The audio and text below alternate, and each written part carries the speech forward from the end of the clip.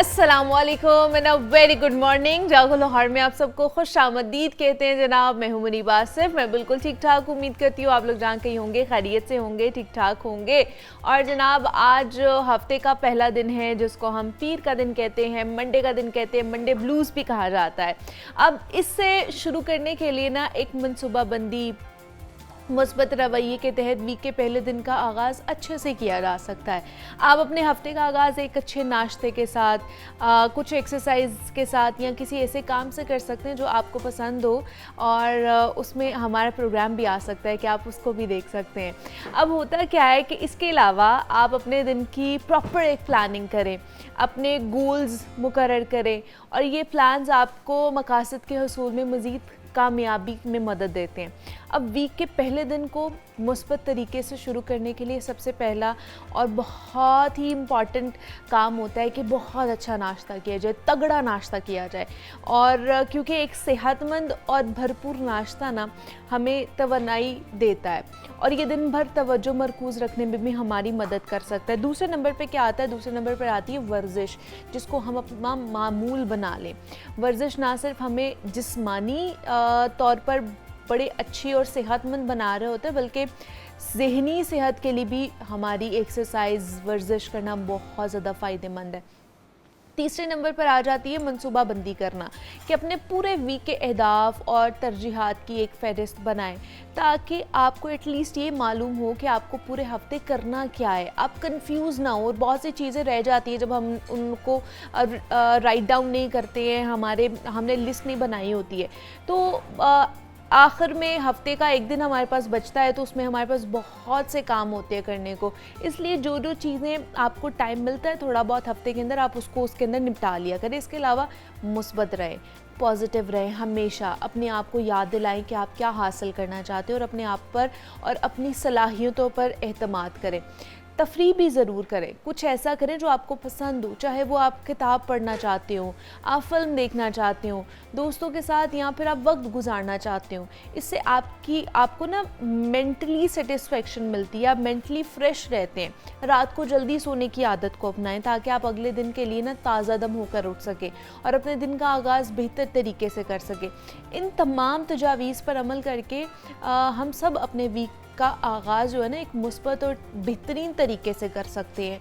तो हमने तो अपने वीक का आगाज़ कर लिया, अपने दिन का आगाज़ कर लिया है, तो उम्मीद करते हैं कि आपके दिन का भी आगाज़ अच्छा हुआ होगा। आगे बढ़ते हैं और कुछ बात कर लेते हैं जनाब सेहत के हवाले से। और जिस तरह मैं अपनी इंट्रो में बात करी थी कि जब भी अपने दिन का आगाज़ करें सबसे पहले जो एक चीज़ होनी चाहिए वो हमारा नाश्ता, और बड़ा ही भरपूर नाश्ता, बड़ा मज़े का नाश्ता होना चाहिए ताकि हमारा जो पूरा दिन है ना वो एनर्जेटिक गुजरे।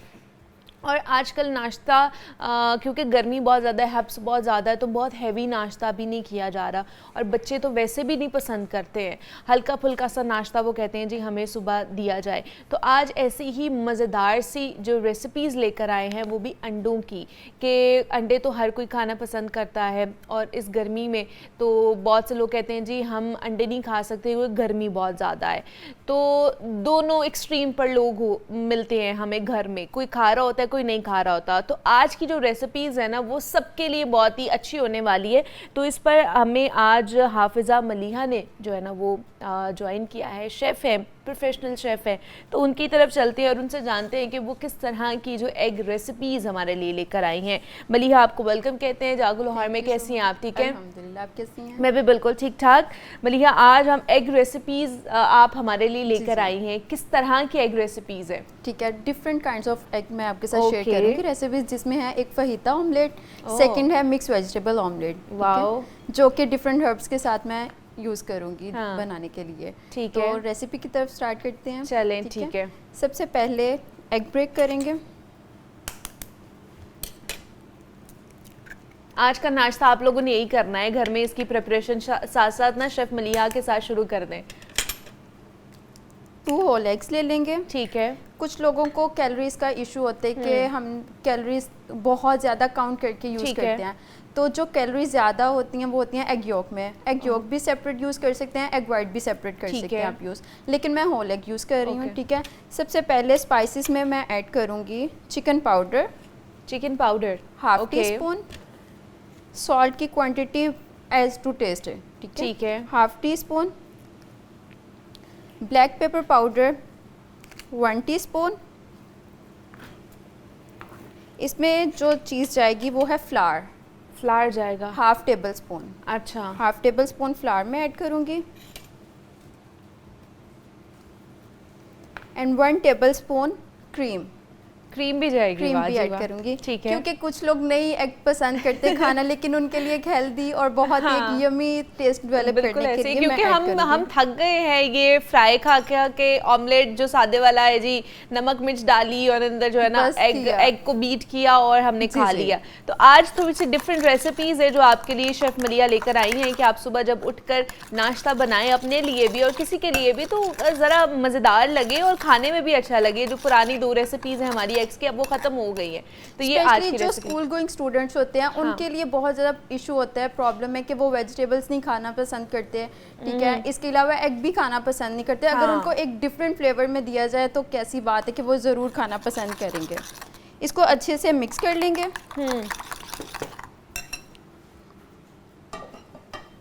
ठीक है, मैं भी शेफ मलिया के पास चले जाती हूँ, कुछ हेल्प करा दूंगी उनकी भी।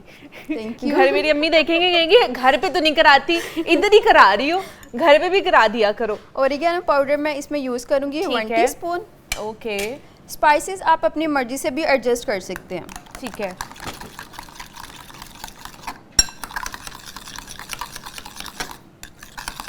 अच्छा, ये वाली रेसिपी का नाम क्या है? Fajita omelette. Fajita omelette. Fajita okay. Omelette. हमने सिर्फ इसमें 2 होल एग्स डाले हैं, जी, जी। नमक अपनी मर्जी का, जी, जी। काली मिर्च डाली है और चिकन पाउडर पाउडर डाला ऐड किया है, और फ्लावर ऐड किया फ्लावर मैंने। ऐड किया है, जी। ओके। और उसके क्रीम बाद ऐड की क्रीम है। ऐड ऑन की है, ठीक है। ऑलिव ऑयल ऐड करूंगी हाफ टी स्पून। ठीक है।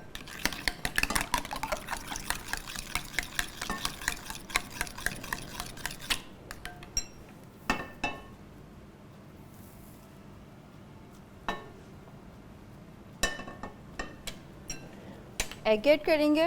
ओके।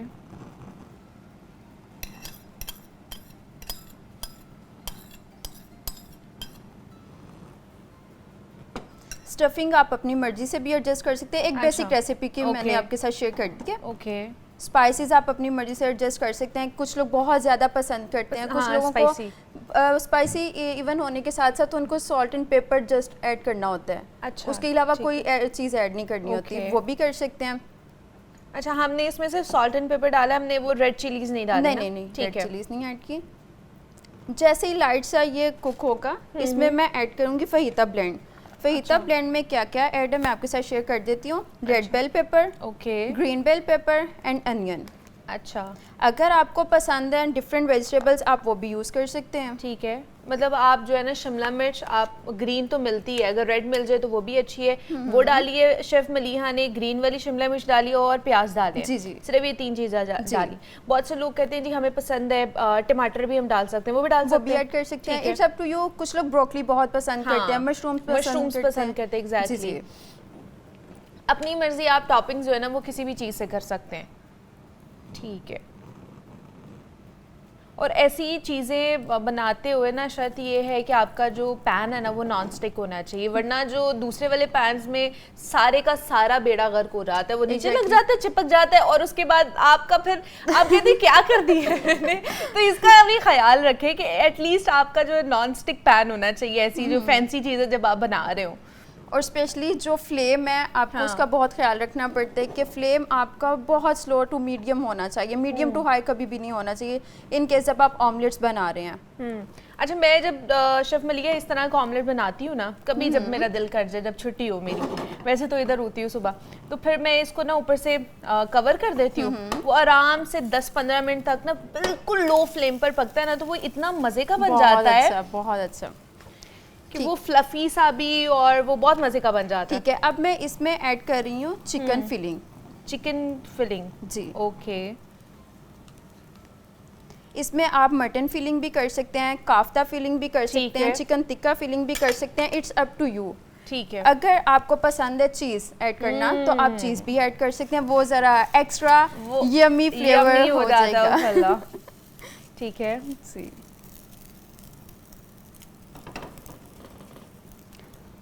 फ्लेम में थोड़ा और स्लो कर देती हूँ।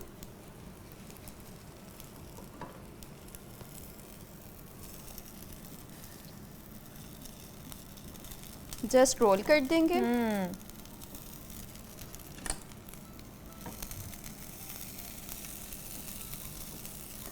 Okay, that's it. ठीक है। ये चिकन आप बना के भी घर पे रख सकते हैं श्रेड करके, और इजीली सुबह निकाला और इसको ना अंडे में डाल के खा लिया। ये हाई प्रोटीन आपका जो है ना ब्रेकफास्ट के लिए आपका एग रेसिपी जो है ना आपकी जो है वो रेडी हो गई है। और यही जब आप बाहर खाने जाते हैं ना अच्छे अच्छे रेस्टोरेंट में, Yes. और यही वाला अंडा आपको आराम से ना 2000-2500 का मिलता है। जी, जी। इससे कम नहीं मिलता। और क्या डाला है इसमें हमने? कुछ भी नहीं है। आप रेगुलर जो भी कोई भी आपकी लेफ्ट ओवर चीजें हैं आप उनको इस्तेमाल कर सकते हैं। आपकी ठीक है? सब्जी बची है कुछ, जी। आप उसको ऐड ऑन कर ले। आपका चिकन जो चिकन अवेलेबल होता है हाँ, आपके पास आप ऑलरेडी, उसको जो है ना वो ऐड ऑन कर ले। एक दो आपकी अगर बोटी बच गई है तो आप उसको श्रेड करके तो आप उसमें वो देखिए इतना मज़े का जो है ना वो हमारी एक एग रेसिपी बन गई है। ठीक है, सेकंड रेसिपी की तरफ आते हैं। सेम हमारे पास 2 होल एग्स होंगे। ठीक है। कुछ लोग कहते हैं जी फ्राई एग बस एक ही तरह का होता है, लेकिन मैं आपके साथ रेसिपी शेयर करती हूँ। रेसिपी क्या है, एक मेथड है। Okay, almost 10 kinds of eggs होते हैं जो फ्राइड में भी हमारे टेम्परेचर्स आ जाते हैं। ओके। जिसमें सनी साइड अप है, हाँ। Over medium, over easy, over well and well done. अच्छा, same as it is fry भी है। वाह जी वाह, क्या बात है। इसके अलावा स्क्रैम्बल एग हो गया और हमारे पास जो कह लें पोच्ड एग हो गया। ठीक है, ये सब काइंड्स हैं एग्स की। ठीक है। हमारे वो घरों में यही होता है ना, full fry and half fry, हाँ, दैट्स इट। और इसके अलावा कुछ नहीं है। कुछ भी नहीं। अच्छा, पाउच्ड एग जो है ना आजकल वो चल रहा है, वो तो बड़ा ट्रेंड में है। बड़ा ट्रेंड में भी है। और दूसरा ये कि विदाउट ऑयल है ना तो लोग उसको पसंद करते हैं कि Prefer आप पानी करते में हैं। भी बना सकते हैं उसको। जस्ट विनीगर ऐड करना है, just little bit of salt और अच्छा। That's it. ठीक है, एग मैंने बीट कर लिया। ठीक है। सेम एज इट इज इसमें मैं ऐड करूंगी 1 टेबलस्पून क्रीम। ओके। और जो लोग डाइट कॉन्शियस है वो लोग ये क्रीम ऐड ऑन करें? स्किप कर सकते हैं। ठीक है। स्किप कर सकते हैं। सेम एज इट इज जिनको हेल्दी चाहिए वो इसमें चीज़ ऐड ऑन कर सकते हैं। ठीक है। और अगर डाइट को नहीं आपने करना तो आप उसको स्किप कर दें। ठीक है। ओके। इसको बीट करेंगे। इसमें स्पाइसेस में मैं ऐड करूंगी पेपरिका पाउडर। ओके, पहले में हमने पेपरिका पाउडर नहीं डाला था, नहीं इसमें add हम किया। पेपरिका पाउडर डालेंगे। जी। Half teaspoon salt add करेंगे। ठीक है।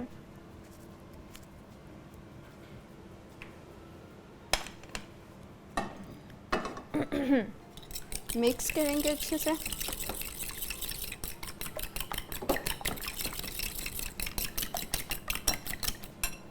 आप अपने लिए कौन सा वाला ऑमलेट बनाती हैं? मैं अपने लिए कौन सा बनाती हूँ, मैं सॉसेजेस वाला पसंद करती हूँ। Oh wow.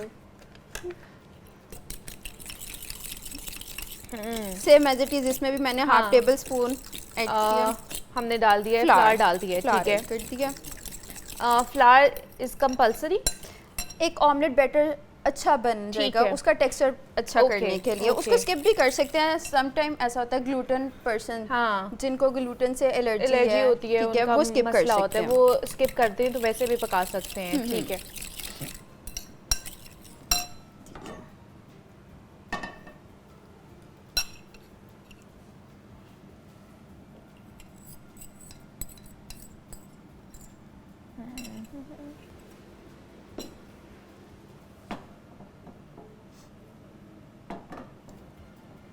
अच्छे से सेपरेट कर देंगे।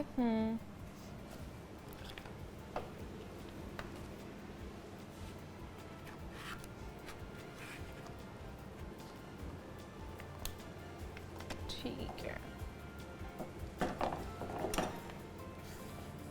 जैसे कि वेजिटेबल ऑमलेट है तो इसमें मैं ऐड करूंगी फहीता ब्लेंड। ठीक है।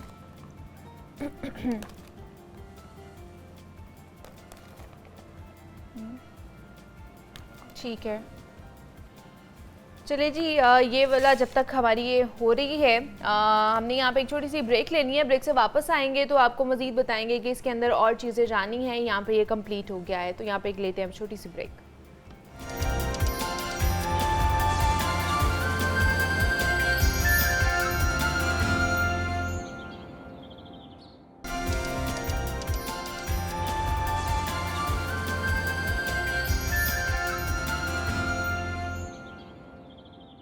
वेलकम बैक टू जागो लाहौर। जनाब, अब कुछ ना सेहत से रिलेटेड बात कर लेते हैं। आज की तेज़ रफ्तार ज़िंदगी में सेहत का ख्याल रखना हम सब के लिए बड़ा चैलेंजिंग एक कह लें कि सिचुएशन हो जाती है कि हमने ख़ुद की डाइट का ख्याल रखना है, क्लीन डाइट लेनी है, अच्छा सा जो है ना खाना खाना है। कहीं ना कहीं प्रॉब्लमेटिक चीज़ें हो जाती हैं और फिर जब हम बाहर से खाना शुरू करते हैं वेट गेन हो जाता है। वेट गेन होता है तो फिर हमें मसला होना शुरू हो जाता है कि जी अब हम प्यारे नहीं लगेंगे, खूबसूरत नहीं नज़र आएंगे, मुख्तलिफ बीमारियां भी हो सकती हैं। आपको पता है कि जैसे जैसे वेट आप गेन करते हैं मुख्तलिफ बीमारियों का भी अंबार साथ लग जाता है।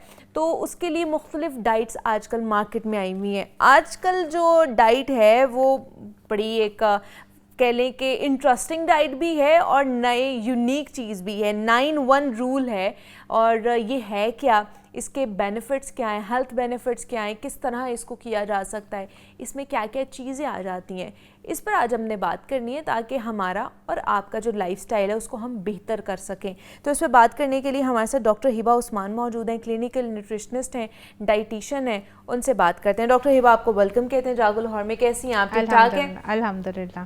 डॉक्टर हिबा, ये 9-1 रूल क्या है? ये नई टेक्निक, नई टर्मिनोलॉजी आई है मार्केट में डाइट से रिलेटेड, हेल्थ से रिलेटेड ख़ास तौर पर, और ये क्यों इतनी ज़रूरी है 9-1 रूल? अच्छा, ये उन लोगों के लिए है कि जो कहते हैं कि हम कुछ भी नहीं कर सकते। अगर वो ये 9-1 रूल जो है ना फॉलो कर लेंगे तो उसमें यह है कि वो ओवरवेट और ओबेसिटी की तरफ जाने से बच जाएंगे। अब ये 9-1 रूल है क्या? हमने 9-1 रूल में डिसेंडिंग ऑर्डर में जाना है, यानी कि 9 स्टैंड फॉर आपने एटलीस्ट डेली के 9000 स्टेप्स करने हैं अपने। ठीक है, 9000, कुछ लोग कहते हैं 10,000 करें, एटलीस्ट 9000 स्टेप्स करने हैं। 9 का मतलब 9000 स्टेप्स डेली पर डे के आपके होने चाहिए। एक्टिविटी फैक्टर को हाईलाइट किया है। 8 का मतलब क्या है? 8 का मतलब यह है at least 8 glass of water daily आपने पीना है मिनिमम।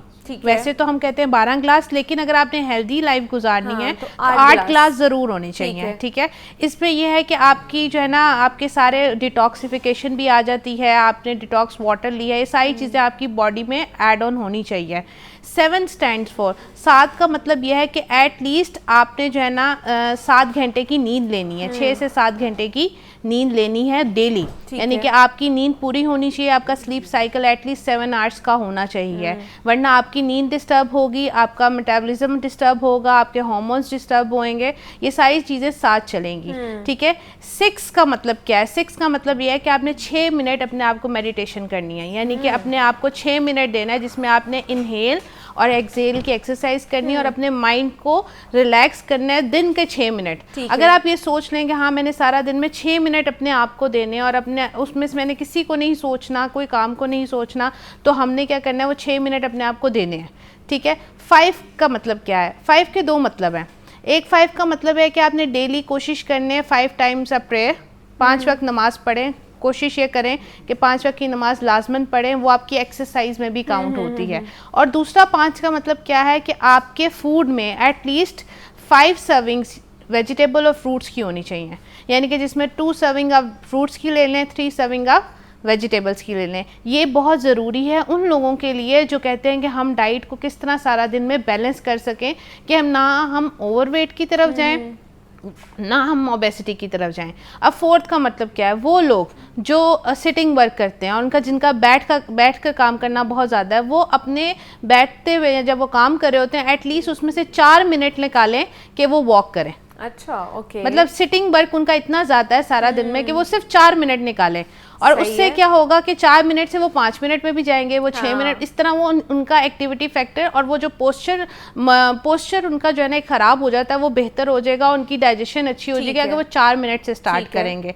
अब 3 का मतलब क्या है? 3 का मतलब ये है कि आपके 3 बेसिक मील होने चाहिए और 3 स्नैक्स होने चाहिए डेली के, यानी कि ब्रेकफास्ट, लंच, डिनर, 3 बेसिक मील और इसके दरमियान में आपके शॉर्ट मील्स होने चाहिए जिसको स्नैक्स कहते हैं। अब एक मील से दूसरे मील में एटलीस्ट 3 आवर्स का डिफरेंस होना चाहिए। ये अगर 9 to 1 रूल्स का मैं बता रही हूँ, इसको अगर हम अपनी डाइट में मतलब रूटीन में ऐड कर लें तो हम हेल्दी लाइफ गुजार सकते हैं। अब 2 का मतलब क्या है? 2 का मतलब ये है कि एटलीस्ट 2 आवर्स बिफोर आपका बेड टाइम आपका डिनर होना चाहिए। मतलब खाना खाने सोने से 2 घंटे पहले आपने खाना खाना है 2 घंटे पहले। इससे क्या होगा? आपका डाइजेस्टिव सिस्टम अच्छा होगा, आपकी फास्टिंग बहुत अच्छी रात की चलेगी, क्योंकि ब्रेकफास्ट हमने जब करना होता है तो रात की फास्टिंग को ब्रेक करना होता है, तो इसके लिए बहुत ज़्यादा ज़रूरी है। नंबर 1 जो बहुत इंपॉर्टेंट है, सारे दिन में से अपने लिए कोई भी फिजिकल एक्टिविटी जरूर ऐड करें। अब ये देखिए कितने सिंपल 9 to 1 रूल है जिसको लोगों ने अब अडॉप्ट करने लग गए हैं। कुछ ना करें, एटलीस्ट ये 9 to 1 रूल्स की तरफ लाने लग गए हैं,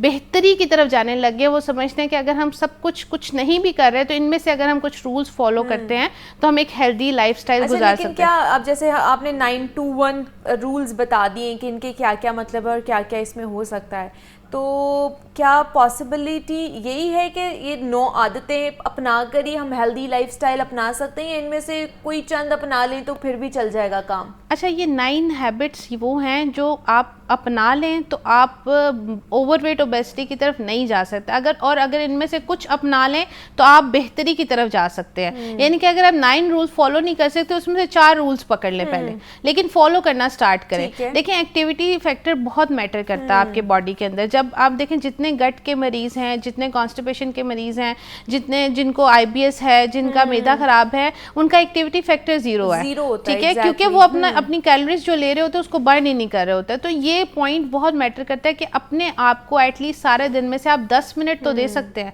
सारा दिन में से 10 मिनट आपको अपने लिए ज़रूरी निकालने चाहिए। वो आपके लिए, आपके दिमाग के लिए, आपके दिमाग के सुकून के लिए बहुत ज़्यादा ज़रूरी है। मेडिटेशन का मतलब ये है कि आप योगा कर ले, नहीं तो आप मैं जो कहती हूँ इस टाइम में आपको इनहेल और एक्सेल की जो एक्सरसाइज होती है, सांस अंदर खींचना, सांस बाहर निकालना, ये बहुत इंपॉर्टेंट है। ये एक्सरसाइज आपके माइंड को भी फ्रेश करती है, आपकी बॉडी को एक्टिव रखती है, आपका माइंड मतलब आप जो लिथार्जिकनेस फील आती है वो नहीं आने लग जाती। और पानी का ग्लास जो मैंने 8 ग्लास खाए हैं उसमें मिनिमम मैंने गए, लेकिन अगर आप इनको इंक्रीज करें तो आपकी बॉडी अच्छे डिटॉक्सिफाई होगी। तो ये कुछ रूल्स कह लें कि बेसिक रूल अब लोगों ने अडॉप्ट करने लगे हैं, उससे ये 9 to 1 रूल निकला है कि अगर आप कुछ नहीं कर पाते तो एटलीस्ट ये 9 रूल्स फॉलो कर लें, उसमें आप अपनी एक हेल्दी लाइफ की तरफ फर्स्ट कदम उठा सकते हैं। हाँ, अच्छा, लेकिन अब कुछ लोग ये भी कहते हैं ना कि हम ये 9 के 9 नहीं फॉलो कर सकते हैं, तो ऐसे कौन से 3-4 रूल्स हैं जिनको अगर वो फॉलो कर लें तो उनके लिए बेस्ट हो जाएगा? पहला रूल जो बहुत इंपॉर्टेंट मैं कहती हूँ इसमें है कि वाटर इनटेक अच्छा रखें, स्लीप साइकिल अच्छी होनी चाहिए और एक्टिविटी फैक्टर अच्छा होना चाहिए। ये इन 3 असूलों पर काम कर लेना तो वो एक अच्छी हेल्दी लाइफ गुजारते हैं। देखिए, जब एक्टिविटी फैक्टर काउंट हो जाता है तो आप जब सब कुछ खा रहे होते हैं तो आपको पता होता है कि मैंने 10,000 स्टेप अपने कंप्लीट करने हैं, मैंने 1 घंटा जिम में देना है या 1 घंटा मैंने अपनी बॉडी स्ट्रेंथनिंग में देना है, क्योंकि स्ट्रेंथनिंग के लिए बहुत ज़्यादा ज़रूरी है। जब आप क्रॉस करते हैं 30 ईयर्स तो आपको पता है आपके मसल स्ट्रेंथ मांगते हैं, तो वो स्ट्रेंथनिंग करना बहुत ज़रूरी होती है। आपने देखो कि ओवरसीज जितने भी बाहर के मुल्क के लोग हैं वो स्ट्रेंथनिंग पे बहुत काम करते हैं, उनकी स्ट्रेंथनिंग बहुत स्ट्रॉन्ग है। लिटरली मुनीबा, मैं क्लाइंट्स देखती हूँ वो लोग 60+ होते हैं और वो अपने स्ट्रेंथनिंग पे काम कर रहे हैं, लगता ही नहीं है कि वो 60+ हाँ जी, क्योंकि वो अपने ऊपर काम कर रहे हैं, अपनी हेल्थ के ऊपर काम कर रहे हैं। वो सारा दिन काम करते हैं लेकिन 10 मिनट अपने लिए जरूर निकालते हैं। अच्छा, लेकिन अब जैसे इस रूल में है कि आपने 10,000 एक दिन में जो स्टेप्स भी लेने हैं और दूसरा वर्कआउट भी करना है। नंबर 1 पे हमारा वर्कआउट है। अब लोग कहेंगे कि दोनों चीज़ें कैसे कर सकते हैं, हमारे पास टाइम ही नहीं होता है, तो हम क्या करें? 10,000 स्टेप का मतलब लोगों को भी समझ ही नहीं है। 10,000 स्टेप का मतलब ये है कि फॉर एग्जांपल मुनीबा, आपके पास 10 मिनट है, आप अपना हेल्थ स्टेप काउंटर ऑन करती हैं और आप 10 मिनट चलती हैं। आप देखते हैं 10 मिनट में 1 गो में आपके कितने स्टेप्स हुए हैं। फॉर एग्जांपल 1500 हुए हैं या 1000 हुए हैं, आप उसको रिकॉर्ड कर लेती हैं, ठीक है। 1 गो में मैं नहीं कह रही आप 10,000 स्टेप करें, सारा दिन में 10,000 स्टेप, लेकिन वो 1 गो में हो। आप फिर कहते हैं यार मेरे पास 20 मिनट है, मैं 20 मिनट में देखती हूँ मैं कितने स्टेप कर सकती हूँ, ठीक है, वो 20 मिनट में आप कहती है मेरे 2000 हो हैं, तो 1000 वो पहला और 2000 वो 3000 हो गए आपके। इस तरह आपने अपने स्टेप्स को इंक्रीज करना है। आप 45 मिनट्स में जहां आप 6000 स्टेप करते थे, आहिस्ता आहिस्ता वो 60-100 पे लेकर जाएं, 60-200, लेकिन उसके पोर्शंस बना लें। अब जो लोग वर्कआउट, देखिए सबसे पहला स्टेप जो है ना, आपकी डाइट 70% रोल अदा करती है, 60-30% आपका वर्कआउट। लेकिन उस वर्कआउट में आपका सबसे पहला स्टेप क्या है कि आपके डेली के 10,000 स्टेप्स होने चाहिए एट लीस्ट। नहीं तो आप अपनी बॉडी को 6000-7000, लोग वन गो में नहीं कर पाते, उनको 2 हफ्ते 3 हफ्ते 4 हफ्ते 6 हफ्ते लग जाते हैं। 6 हफ्ते बाद भी वो 1 घंटे में, 1 घंटे का मतलब ये कि 20 मिनट सुबह के, 20 मिनट शाम में, 20 मिनट कहीं पे भी मिले हैं, वो 1 घंटे में वो पूरे काउंट करते हैं और वो देखते हैं कि 6000 स्टेप हुए, अच्छा ठीक है आज के हमारे 6000 स्टेप हैं।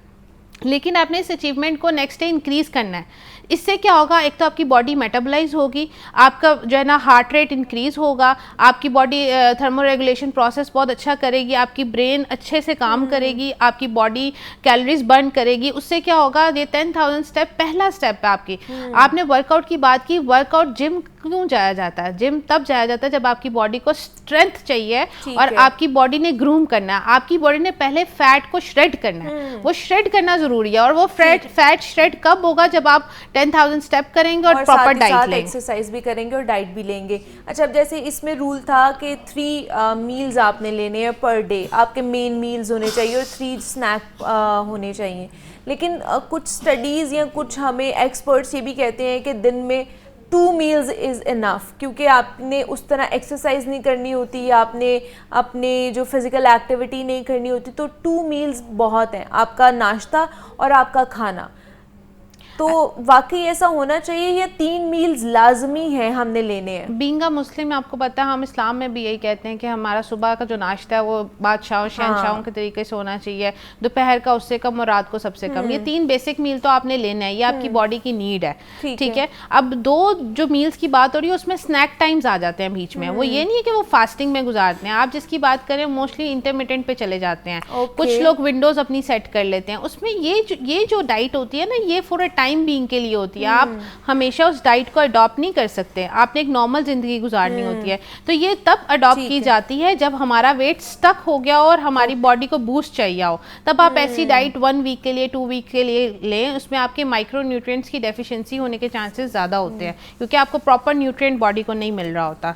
तो हमने अपने मैक्रो पे भी काम करना है, अपने माइक्रो पे भी काम करना है। ठीक है जी, आज हमने आपको बताया है कि 9 to 1 रूल है क्या, और इन रूल्स के ऊपर अगर आप अमल दरामद करते हैं तो आप एक हेल्दी लाइफस्टाइल जो है ना वो अपना सकते हैं। तो डॉक्टर हिबा उस्मान हमारे साथ मौजूद थी। Doctor Hiba, thank you so much कि आप आई और इसके ऊपर हमसे बात की है। यहाँ पे एक छोटी सी ब्रेक लेते हैं, मिलते हैं इस ब्रेक के बाद।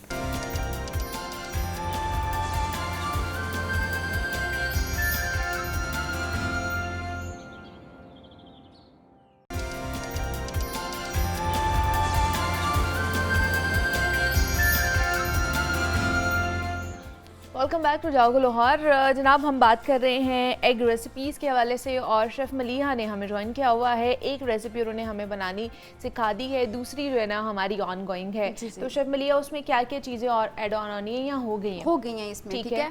फॉर एग्जांपल, जिस तरह कुछ बच्चे नहीं एग खाते, ठीक है, वेजिटेबल पसंद नहीं करते, उनको हम लोग थोड़ा सीक्रेट किस तरह से कर सकते हैं, थोड़ा चॉप करके vegetable, different kinds of vegetable वो ऐड कर सकते हैं, मशरूम्स ऐड कर सकते हैं, ब्लैक ऑलिव्स ऐड कर सकते हैं।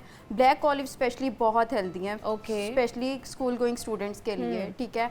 और चीज़ ऐड कर सकते हैं, डिफरेंट काइंड्स ऑफ चीज़, ठीक है। फेटा चीज़ हो गई है, मोज़रेला चीज़, चेडर चीज़ हो गई है। और जब भी हम उसकी मेकिंग करेंगे ना, हमेशा बटर में बनाएंगे, फॉर हेल्दी रेसिपी, ठीक है। अगर हम लोग ये रेसिपीज़ की बात करेंगे तो बच्चों के लिए हो ही सकती हैं, लेकिन बड़ों के लिए मोस्टली इम्पोर्टेंट है, ठीक है। ये चीज़ें हैं और मतलब बच्चों के लिए हेल्दी जो है ना वो ये कर सकते हैं, ठीक है।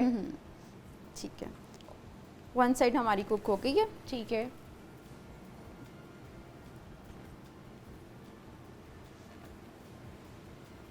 इसमें अगर वेजिटेबल का इस्तेमाल किया जाए तो ब्रोकली हो सकती है एड ऑन, ठीक है। एवोकाडो अगर हमारे पास अवेलेबल है स्पेशली, वो तो एक्स्ट्रा हेल्दी चला जाएगा। थोड़ा कॉस्टिंग है लेकिन अच्छी रेसिपी है। अपनी मर्जी है, आप जी, इसमें जी। किसी भी चीज़ की जो है ना वो Addition add on कर कर सकते हैं, सकते add on कर हैं। सकते आपके हैं। पास कोई भी जो अंदर घर में पड़ी हुई हैं सब्जियां, टमाटर पड़ा हुआ है, प्याज पड़ा हुआ है, इवन दो कि मैं तो धनिया भी डाल देती हूँ, मिर्ची भी डाल देती हूँ, बड़ा मज़े का एक ऑमलेट बनता है। तो जो आपके घर अवेलेबल है ना आप वो बना लिया करें उसके अकॉर्डिंग भी।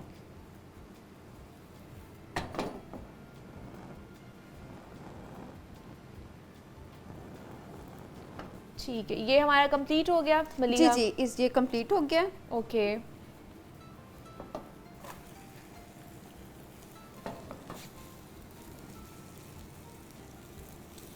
जस्ट रोल करेंगे हम इसे। ओके, इसमें कोई और चीज़ तो नहीं जाएगी? नहीं नहीं, दैट्स इट, कंप्लीट है ये। ठीक है। लास्ट में स्प्रिंकल करेंगे oregano powder. Okay, oregano powder add करेंगे। ठीक है। हमारा जो सेकंड एग की जो रेसिपी है वो भी कंप्लीट हो चुकी है और ये मज़ेदार आज के अंडे जो है ना वो तैयार हो चुके हैं। सुबह का जो नाश्ता है ना वो मज़े का आज आप बना सकते हैं ये वाले एग्स। कंप्लीट। क्या बात है जी, simple and easy. Bell peppers add कर देंगे। ठीक है, अगर आपको पसंद है तो आप ऐड ऑन Tomatoes करें वरना ना हो, वो ऐड भी ऑन कर करें, सकते हैं, मर्जी जी। आपकी। इसके साथ different kinds of sauces use कर ठीक सकते हैं, है। आप ब्रांड सॉस यूज़ कर सकते हैं, Okay. हॉलैंडाइज सॉस यूज़ कर सकते हैं। स्प्रिंकल करेंगे oregano oregano, powder. Okay. That's it. चलें जी, ये हमारी दो जो है ना एग रेसिपीज़ आज हमने आपको मज़ेदार जो है ना वो बनाई हैं, सिखाई भी हैं ताकि आज का जो आपका ब्रेकफास्ट है वो बहुत बहुत मज़े का हो। ये आज ज़रूर आप ट्राई कीजिएगा और फिर हमें बताइएगा कि किस तरह की लगी हैं। शेफ़ मलिहा हमारे साथ मौजूद थी। Chef Maliha, thank you so much for coming और इतनी मज़ेदार जो रेसिपी आपने हमें बनानी सिखाई है। अभी आगे बढ़ते हैं जनाब, कुछ डिजिटल मार्केटिंग के हवाले से बात कर लेते हैं, क्योंकि डिजिटल मार्केटिंग सिर्फ एक स्किल नहीं है बल्कि आज के दौर में ना उसको कामयाबी की कुंजी कहा जाता है। चाहे आप बिज़नेस चला रहे हों या फ्रीलांसिंग के ज़रिए कमाई करना चाहते हो, दुरुस्त प्रोफाइल, मौसर प्रपोज़ल और मुतल्लिका स्किल्स आपका रास्ता हमवार करती हैं। आज हम अपने इस शो में जानेंगे कि डिजिटल प्लेटफॉर्म्स पर पहला क्लाइंट कैसे हासिल करें, ख़ुद को आपने किस तरह नुमाया बनाना है और कामयाब डिजिटल मार्केटर बनने के लिए किन चीज़ों पर महारत बहुत ज़्यादा ज़रूरी है। तो इस पर बात करने के लिए हमारे साथ स्टूडियोज़ में सैयद हुसैन मौजूद है जो कि डिजिटल मार्केट एक्सपर्ट हैं। तो उनसे बात करते हैं। हुसैन, आपको वेलकम कहते हैं जागो लाहौर में। कैसे हैं आप? ठीक ठाक हैं? बिल्कुल ठीक, thank you so much. Hussain, आजकल डिजिटल मार्केटिंग का दौर है, हर कोई यही चाहता है कि जी हम डिजिटल मार्केटिंग की तरफ जाएं, लेकिन कुछ उसके भी तो रूल्स होंगे ना, रूल्स एंड रेगुलेशंस होंगे। आप किसी भी चीज़, कोई भी काम शुरू करते हैं तो उसकी नो हाउ होनी चाहिए आपको। आज के दौर में कितना मुश्किल हो गया है डिजिटल मार्केटिंग के थ्रू काम करना और कितना इजी हो गया? देखिए, इस टाइम पे मैं समझता हूँ कि सबसे ज़्यादा आसान है डिजिटल मार्केटर बनना। अच्छा। उसकी वजह यह है कि जिस तरह दुनिया चेंज हो रही है, जिस तरह बिजनेस के डायनामिक्स चेंज हो रहे हैं, तो हर कोई डेवलपर नहीं बन सकता, हर कोई सॉफ्टवेयर इंजीनियर नहीं बन सकता, हर कोई डॉक्टर भी नहीं बन सकता, लॉयर भी नहीं बन सकता, लेकिन हर कोई डिजिटल मार्केटर ज़रूर बन सकता है। क्योंकि डिजिटल मार्केटिंग एक ऐसा फील्ड है जो ना सिर्फ स्टूडेंट के लिए ज़रूरी है, बल्कि आप किसी बहुत बड़ी कंपनी के सीईओ हैं तो आपके लिए बड़ा ज़रूरी है। तो डिजिटल मार्केटिंग इस टाइम पे ज़रूरत नहीं है, ये मजबूरी बन चुकी है सबके लिए। ओके, ये सारे कारोबार के लिए भी जिसका जितना कारोबार है उस सबके लिए ज़रूरी है। सबके लिए ज़रूरी है। कोई, मैं समझता हूँ कि शायद एक पंचर वाले से लेकर एक 5 स्टार रेस्टोरेंट के मालिक तक डिजिटल मार्केटिंग सबके लिए ज़रूरी है। अच्छा, वाह जी वाह, ये तो बड़ा इंपॉर्टेंट सेगमेंट है और इसके ऊपर बहुत से लोग लैक भी कर रहे होते हैं, उनको पता ही नहीं होता डिजिटल मार्केटिंग है क्या। तो एक्चुअली में डिजिटल मार्केटिंग है क्या? क्या सिर्फ एडवर्टीजमेंट करा देना, अपनी जी कह लें कि ऐड चलवा देना, सिर्फ यही डिजिटल मार्केटिंग होता है? ये इसका कोई और भी एक पहलू है? नहीं, डिजिटल मार्केटिंग में देखें आपकी प्रॉपर प्रेजेंस होना बड़ा ज़रूरी है। पेड ऐड लगाना, पोस्टिंग करना डिजिटल मार्केटिंग नहीं है। डिजिटल मार्केटिंग के अंदर आप अपने पूरे बिजनेस की स्ट्रेटेजी बनाते हैं, आप प्रॉपर जाकर जो है अपने बिजनेस को डिजिटली कैसे प्रेजेंट करना है, लोगों का उसके ऊपर क्या रिएक्शन होगा, लोग किस तरह से आपका प्रोडक्ट बाय करेंगे, आपकी ब्रांडिंग, आप अपनी ब्रांड वैल्यू कैसे बना सकते हैं, इन सब को मिला के डिजिटल मार्केटिंग एक लफ्ज़ आता है। ठीक है, ऐसा नहीं है कि आपने फेसबुक के ऊपर पोस्ट कर दिया तो डिजिटल मार्केटिंग है, इंस्टाग्राम पे पोस्ट कर दिया, स्टोरी लगा दी तो डिजिटल मार्केटिंग है। डिजिटल मार्केटिंग बेसिकली एक स्ट्रैटेजी का नाम है, एक प्लानिंग का नाम है कि आप अपने बिजनेस की प्रॉपर प्लानिंग करते हो, उसको फिजिकल से ऑनलाइन शिफ्ट करते हो। तो आजकल जो डिजिटल प्लेटफॉर्म्स हैं, थोड़ा सा हमारे देखने वालों को भी गाइड करें कि इतना इंपॉर्टेंट होता जाए। जैसे आपने कहा कि हर कोई डॉक्टर नहीं बन सकता, इंजीनियर नहीं बन सकता, वकील नहीं बन सकता, लेकिन डिजिटल मार्केटिंग हर कोई कर सकता है। तो अगर आपने इस साइट पे, किसी ने जाना है इस साइट पर, इसको ऑप्ट करना है, तो वो पहला अपना क्लाइंट कैसे हासिल कर सकता है? क्या क्या चीज़ें जो है इसके लिए रिक्वायर्ड होती हैं? देखिए, इसके लिए सबसे पहले रिक्वायर्ड है कि आप सीखें, इस स्किल को सीखें और सही तरह से सीखें, सही जगह से सीखें। अच्छा, दूसरा इसमें रिक्वायर्ड है कि आपने सिंपली, जैसे आपने डिजिटल मार्केटिंग सीख ली, सबसे पहले खुद को खुद का क्लाइंट बनाएं। ये लाइन वैसे मेरे पाकिस्तान में बड़ी मशहूर हुई थी, सबसे पहले खुद को खुद का क्लाइंट बनाएं। अच्छा। खुद को खुद का क्लाइंट बनाने से मुराद ये है कि आप अपने इस बिजनेस को, यानी कि जो आप सर्विसेज दे रहे हैं डिजिटल मार्केटिंग की, इस बिजनेस को क्लाइंट के नज़रिए से देखें। जब आप क्लाइंट के नज़रिए से देखेंगे ना, और आप खुद को खुद का क्लाइंट बनाएंगे, तो इट मीन्स कि आप खुद को वही सर्विसेज दे रहे हैं जो आपने अपने क्लाइंट को जाकर देनी है। अच्छा। ठीक है, उससे क्या होगा कि उससे आपको रिजल्ट आएगा। जैसे आपने क्लाइंट की ब्रांडिंग करनी है, आप अपनी ब्रांडिंग करेंगे। जिस तरह आपने क्लाइंट की मार्केटिंग करनी है, आपने अपनी मार्केटिंग करनी है। जिस तरह क्लाइंट के पेड एड्स चलाने हैं, आपने अपने पेड एड्स चलाने हैं। उससे क्या होगा कि आप दुनिया के सामने आना शुरू होंगे, उससे लोग आपको जानना शुरू करेंगे, उससे क्लाइंट आपके पास आना शुरू होंगे। ऐसा नहीं होगा कि आपने डिजिटल मार्केटिंग सीख लिया या कोई भी स्किल सीख लिया तो स्किल सीखने के बाद काम खत्म हो जाता है और आपके पास बस पैसों की बारिश हो जाएगी और क्लाइंट आना शुरू हो जाएंगे। ऐसा नहीं होता। सबसे इंपॉर्टेंट रोल होता है कि डिजिटल मार्केटिंग सीखने के बाद आप खुद को भी क्या उस पोजीशन पे लेकर आ सकते हो या नहीं आ सकते। अगर डिजिटल मार्केटिंग आपने सीख ली और आपके पास अपने लिए क्लाइंट नहीं है, तो फिर आप किसी भी क्लाइंट के लिए काम नहीं कर सकते। अच्छा, जब ये ख़ास तौर पर जब लोग इसमें आते हैं, एंटर करते हैं डिजिटल मार्केटिंग में और अपनी प्रोफाइल बिल्डअप करना शुरू करते हैं, तो किन किन चीज़ों का ख्याल वो नहीं रखते हैं जिसकी वजह से वो मार्केट में अपना नाम नहीं बना पा रहे होते हैं या उस तरह डिलीवर नहीं कर पा रहे होते हैं? देखिए, हमारे ना लोगों का सबसे बड़ा मसला ये है कि वो प्रैक्टिस नहीं करते। अच्छा। वो एक साइड से सीखेंगे, दूसरी साइड से उनको फ़ौरन से गोरा क्लाइंट चाहिए, उनको फ़ौरन से अंग्रेज चाहिए। अच्छा। ठीक है, तो वहाँ पे क्या होता है, ना उनके पास वर्क एथिक्स होते हैं, ना कम्युनिकेशन स्किल्स होती हैं, ना उनको बात करना आता है, ना उनको उस क्लाइंट को के पूरे प्रोजेक्ट को कैसे परस्यू करना है उनको कुछ समझ नहीं आता। वहाँ पर आकर मिस्टेक करते हैं, प्रपोजल्स में मिस्टेक्स होती हैं, ईमेल्स में मिस्टेक होती है, क्योंकि प्रैक्टिस नहीं होती। आप एकदम एक चीज़ सीखते हो, देन आप फौरन जाकर एक उस बंदे को पिच कर रहे हो जो ऑलरेडी एक अच्छा बिजनेस कर रहा है, जो ऑलरेडी इसके पास बहुत बड़ी टीम है। अगर वो आपके पास आ रहा है, इट मीन वो कहीं ना कहीं लैग कर रहा है। और जब आप बिल्कुल एज अ बिगिनर जाकर उसको पिच कर रहे होते हैं, तो वहाँ पर थोड़ी सी प्रॉब्लम क्रिएट होती है। तो मेरा मशवरा हमेशा से यही रहा है कि जैसे आप स्किल सीख लें, उसके बाद प्रैक्टिस ज़रूर करें। ठीक है, वो प्रैक्टिस आप अपने बिजनेस पे करें, अपने किसी रिश्तेदार, अपने कोई दोस्त, भाई बहन, अपने फादर के बिजनेस के ऊपर प्रैक्टिस करें, ताकि आप जब क्लाइंट के पास जाए ना, तो आपके पास हैंड्स ऑन एक्सपीरियंस हो। अच्छा, दूसरा क्वेश्चन मुझे ये बताइए, जैसे आपने अभी अपने बात में कहा कि प्रपोजल बनाते हुए बहुत सी गलतियां करते हैं, तो क्या प्रपोजल बनाते हुए में हमें क्या देखना चाहिए, उनमें हमें क्या राइट डाउन करना चाहिए, और क्या सपोज मैंने सीख लिया डिजिटल मार्केटिंग, मैंने कहीं 3-4 महीने लगा के, या चलिए सपोज 1 साल लगा के सीख लिए, अब मैं जाते ही प्रपोजल दूंगी तो मैं कहूँगी कि मुझे पैसे इतने चाहिए, क्या मुझे ये क्लेम करना चाहिए या फिर मुझे फ्री ऑफ कॉस्ट अभी कितने साल काम करना चाहिए? देखिए, हमारे ना पाकिस्तान में जो प्रपोजल का कॉन्सेप्ट है ना, प्रपोजल के अंदर लोग अपने बारे में बताना शुरू कर देते हैं कि हम ये हैं, हम ये हैं, हम ये हैं। जबकि प्रपोजल का मकसद ये होता है कि क्लाइंट को आप स्ट्रेट फॉरवर्ड कहते हो कि ये सर्विसेज हैं और मैं आपके इतने पैसे लूंगा और ये काम आपका करूंगा। ठीक है। आप क्लाइंट को प्रपोज करते हैं। दूसरा, हमारे लोग क्या करते हैं कि हमारे लोग क्लाइंट प्रपोजल बना के क्लाइंट को सेंड कर देते हैं, जबकि प्रपोजल हमेशा सेंड नहीं किया जाता, प्रपोजल हमेशा डिस्कस किया जाता है। ये बड़ी इंपॉर्टेंट बात है जो हमारे लोगों को नहीं आती समझ। प्रपोजल कभी भी क्लाइंट को नहीं सेंड किया जाता। प्रपोजल हमेशा फिजिकल मीटिंग के अंदर, ऑनलाइन मीटिंग के अंदर सामने खोल के उसके साथ डिस्कस किया जाता है, तब चीज़ें जो है ना वो आती हैं। मीटिंग के बाद आप उसको प्रपोजल भेज सकते हैं ताकि उसके पास एक नोट चले जाए कि जो चीज़ें हमने डिस्कस की हैं इन रिटर्न वो ये हैं। ठीक है, हम क्या करते हैं, एक 5-6 पेजों का डॉक्यूमेंट्स बना के उसको भेज देते हैं, मेरा नहीं ख्याल कि कोई उसको खोल के पढ़ता होगा, और अगर वो पहला पेज पढ़ भी लेता होगा तो उसके अंदर कंपनी की सारी तारीफें होती हैं। तो कोई बंदा भी इंटरेस्टेड नहीं है आपके अंदर, हर कोई इंटरेस्टेड है कि आप मेरे लिए क्या कर सकते हो।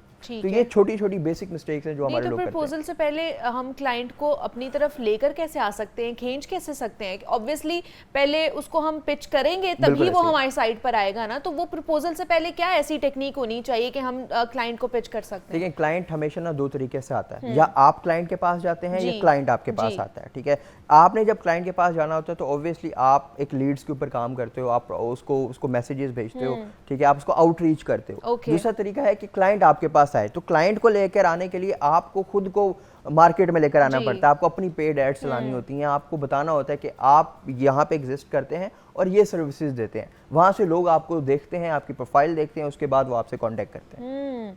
और ये जो कहते हैं कि जी आपको खुद भी मैसेजेस करने चाहिए, ईमेल्स करने चाहिए मुख्तलिफ लोगों को, कंपनीज को, कि हम ये स्किल्स दे रहे हैं, ये सही है? बिल्कुल ठीक है। ये दुनिया में दो तरीके हैं क्लाइंट लाने के, या आप जाते हो या क्लाइंट आता है। तो जब आप जाते हो तो आप ईमेल करते हो क्लाइंट को, मैसेज करते हो कि भाई हम ये सर्विसेज देते हैं, अगर आप इंटरेस्टेड हैं तो आप हमारे साथ मीटिंग अलाइन करें। और ये इससे आता है क्लाइंट? बिल्कुल आता है, बिल्कुल आता है। ओके, हाँ, इससे भी बिल्कुल आता है। सबसे आसान तरीका मैं समझता हूँ ये है कि आप अगर अपनी पेड एडवर्टाइजमेंट करते हैं, थोड़े से पैसे इसके अंदर ज़रूर लगते हैं, आप अपनी मार्केटिंग करते हैं, या सबसे आसान इस टाइम मज़ीद हो गया है आज के दौर में कि आप कंटेंट बनाना शुरू करें। आप भूल जाएंगे आउटरीच करना, आप भूल जाएंगे पेड एड्स को। आप कंटेंट बनाएं, आप मीडिया के सामने आएँ, आप वीडियोस बनाएं, देखें आपके पास कितना क्लाइंट होगा। हमारे पाकिस्तान में ना इस टाइम जितने भी फ्रीलांसर्स हैं या जितने भी लोग हैं, उन सबका एक ही कॉमन प्रॉब्लम है, वो ये है कि क्लाइंट नहीं है। अच्छा, अब बेसिक सा रूल है कि आप, अब फॉर एग्जांपल मैं लाहौर में बैठा हूँ, अब कराची में जो बंदा बैठा है उसको ख्वाब थोड़ी आएगा कि मेरे से आके सर्विस ले। ऑब्वियसली मैं जाऊंगा, उसको कहीं ना कहीं नजर आऊंगा, मेरी कहीं ना कहीं वो बात सुनेगा, देन वो मुझसे कांटेक्ट करेगा। तो हमारे लोग ना स्किल सीख लेते हैं, सब कुछ आता है, बहुत बड़ा स्किल हो जाता है, खुद को नहीं सामने लेकर आते, वो बेच नहीं पाते, ठीक है, अपना मैसेज नहीं डिलीवर कर पाते कि प्रॉब्लम कहाँ पे आ रही है। मतलब अपने आप को मार्केट नहीं कर पाते। अपने आप को मार्केट नहीं कर पाते। अगर अपने आप को ही मार्केट नहीं करेंगे तो आपके स्किल्स कैसे दिखेंगे लोगों को, और वो उन तक कैसे जाएंगे, और आपकी रीच कैसे बढ़ेगी? तो ये बड़ा ज़रूरी होता है। अच्छा, दूसरा, जैसे मैंने पहले भी बात की कि अगर हमने कोई स्किल सीख लिया है, डिजिटल मार्केटिंग की सीख ली है, अब उसके बाद क्या फौरी तौर पर हमें डिमांड करनी चाहिए जी हम इतने पैसे चार्ज करेंगे, या कुछ अरसा हमें फ्री ऑफ कॉस्ट भी काम करना चाहिए ताकि हमारा जो काम है एक तो वो रजिस्टर्ड हो जाए, दूसरा हमें थोड़ा सा एक्सपीरियंस भी मिल जाए? देखिए, ये आपने बड़ा अच्छा सवाल किया। मैं समझता हूँ कि हमें जो है, जैसे ही हमने काम सीखा है तो डिजिटल मार्केटिंग का, तो उसके बाद हमें खुद के ऊपर काम करने की बड़ी ज़रूरत है। स्किल सीख लेना ही सब कुछ नहीं होता, आपको आपकी कम्युनिकेशन बड़ी इंपॉर्टेंट होती है, ठीक है, आपके वर्क एथिक्स बड़े इंपॉर्टेंट होते हैं, और ये सब चीज़ें सीखने के लिए आपको थोड़ा टाइम चाहिए। और इसके लिए हमारे लोग क्या कहते हैं, क्लाइंट पे पहला एक्सपेरिमेंट करते हैं। अच्छा। ठीक है, उससे क्या होता है, क्लाइंट का एक्सपीरियंस भी खराब होता है, और क्लाइंट के एक्सपीरियंस के साथ उनका अपना एक्सपीरियंस भी खराब हो जाता है। ठीक है, तो हमें क्या चाहिए कि हमें सबसे पहले थोड़ा सा फ्री काम करना चाहिए। अब वो फ्री काम आप क्लाइंट के साथ भी कर सकते हैं, वो सेम फ्री काम आप अपनी फैमिली में, रिश्तेदारों में, घर में, इधर उधर भी जो है ना, आप फ्री सर्विसेज देकर थोड़ा सा हैंड्स ऑन एक्सपीरियंस ले लेते हैं, थोड़ा हाथ साफ हो जाता है आपका। ठीक है, जब आप फिर क्लाइंट के पास जाते हैं तो आपके पास प्रैक्टिकल नॉलेज होता है, आपने एड्स चलाई हुई होती हैं, आपने एक ब्रांडिंग की हुई होती है, किसी भी ब्रांड की स्ट्रेटेजी बनाई हुई होती है, तो आपको बेसिक्स मतलब रियलिटी के अंदर पता होता है कि किस तरह से चीज़ें मूव होंगी। ठीक है। अच्छा, दूसरा ये डिजिटल मार्केटिंग में क्या बहुत ज़्यादा पैसे लगते हैं? लोगों का दिमाग में ये आता है कि अच्छा बहुत ज़्यादा पैसे लगते होंगे इस चीज़ में, अगर आप किसी के पास जाते हैं अपनी डिजिटल मार्केटिंग करवाने, तो क्या वाकई पैसे लगते हैं या नहीं? नहीं, देखिए, डिजिटल मार्केटिंग में पैसे वाकई लगते हैं। अच्छा, लगते हैं, लेकिन उसका रिटर्न भी वैसे ही आता है। अच्छा, अब डिजिटल मार्केटिंग में डिपेंड करता है कि आप पैसे किस चीज़ में लगा रहे हैं। क्या आप पेड एडवर्टाइजमेंट में लगा रहे हैं? अब आप जब पेड एडवर्टाइजमेंट में लगाएंगे तो ऑब्वियसली उसके अंदर फेसबुक, इंस्टाग्राम, टिकटॉक, यूट्यूब, जब आप इनके ऊपर एडवर्टाइजमेंट करेंगे तो ऑब्वियसली आपको कॉस्ट है, वो आपको देनी पड़ेगी इन सारे प्लेटफॉर्म्स को। दूसरा तरीका ये है कि आप कंटेंट मार्केटिंग की तरफ आ जाएं। अब कंटेंट मार्केटिंग क्या है कि सिंपली आप अपने बिजनेस के बारे में या किसी चीज़ के बारे में जो है वो कंटेंट बनाना शुरू करते हैं। आपके पास रियल एग्जांपल है, कितने बड़े बड़े बिजनेसेस सिर्फ कंटेंट की बेस पे चल रहे हैं, सिर्फ वीडियोस की बेस पे चल रहे हैं, उनकी कोई कॉस्ट नहीं लग रही।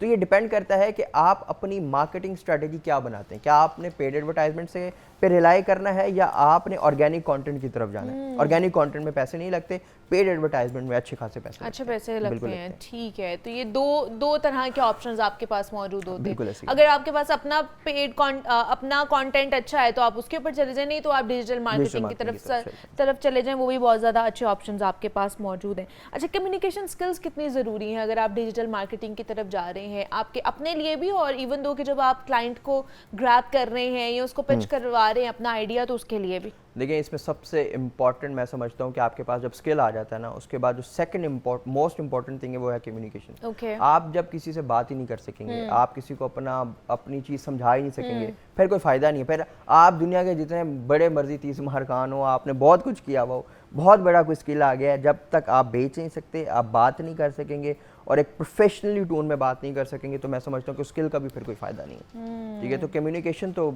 इसके बगैर तो चल ही कुछ नहीं सकता। Communication is the key. Yes, किसी भी चीज़ के हवाले से जो है ना वो कम्युनिकेशन जो है ना वो कह लें कि सबका बाप है। बिल्कुल ऐसे ही। अगर आपको कम्युनिकेशन नहीं आती है तो आपको कुछ नहीं आता है। ये ज़रूरी है कि आप किसी भी प्रोफेशन से ताल्लुक़ रखते हैं तो आपको एटलीस्ट अपना काम तो दिखाना आना चाहिए ना कि आप क्या काम कर रहे हैं। अच्छा, कौन से स्किल हैं जो डिजिटल प्लेटफॉर्म में सबसे ज़्यादा इस वक्त डिमांड में है? देखिए, इस टाइम सबसे ज़्यादा डिमांडिंग है सोशल मीडिया मार्केटिंग। ओके। इस टाइम सबसे ज़्यादा डिमांडिंग है वीडियो एडिटिंग। ओके। ठीक है, इस टाइम सबसे ज़्यादा डिमांडिंग ग्राफिक डिज़ाइनिंग है। और इस टाइम जो एआई जिसने सीख लिया ना, तो वो मार्केट का किंग बन जाएगा। अच्छा। ठीक है, एआई का बहुत रोल है। अब एआई के अंदर एआई कंटेंट बनता है, एआई के अंदर आप ऑटोमेशंस बनाते हैं, एआई के अंदर आप ग्राफिकल काम करते हैं, तो मल्टीपल चीज़ें हैं। ठीक है, इस टाइम जितने भी स्किल हैं उन सबको टेकअप कर रहा है एआई। तो मैं समझता हूँ कि एआई जो है वो न्यू करेंसी बनने वाला है। अच्छा, आजकल तो मैंने ये भी सुना है कि एआई से लोग पूरी वीडियोस जनरेट कर रहे हैं। पूरी उसको सिर्फ कमांड देते हैं और वो पूरी आपकी वीडियो जनरेट करके दे रहा है। बिल्कुल ऐसी है, एआई से अब आप बहुत कुछ कर सकते हैं। बल्कि मैं आपको रियल एग्जांपल दूं, मुझे एक छोटा सा डॉक्यूमेंट था, उसकी चेंजेस में बड़े इशू आ रहे थे। अच्छा। तो मैं लाहौर आ रहा था, तो मैं मोटरवे पे था, मैं ट्रैवल कर रहा था, तो मैं, और रात के तकरीबन कोई 3 बजे का टाइम था। अब मेरे पास ना कोई डिज़ाइनर अवेलेबल था, ना कोई मेरे स्टाफ का बंदा, कोई टीम का बंदा अवेलेबल नहीं था। मैंने सिंपली वो document with in 10 second AI को देकर जो चेंजेस करवाने थे मैंने करवाए, और मैं सारा रास्ता में हैरान था कि ये क्या करेगा, और मैं सोच रहा था कि मैंने अभी जाते ही बंदे फायर कर दिए। ओह माय गॉड, कि इतना ज़्यादा जो है ना एडवांसमेंट आ चुकी है। ओह अल्लाह। लेकिन फिर बात वही आ जाती है ना हुसैन, कि आपको अब एआई यूज़ करने का भी तो पता होना चाहिए ना, आप उसको कमांड क्या दे रहे हो ये भी तो आपको आना चाहिए। ये भी आना चाहिए। प्रॉम्प्ट इंजीनियरिंग भी एक अलग ही दुनिया है।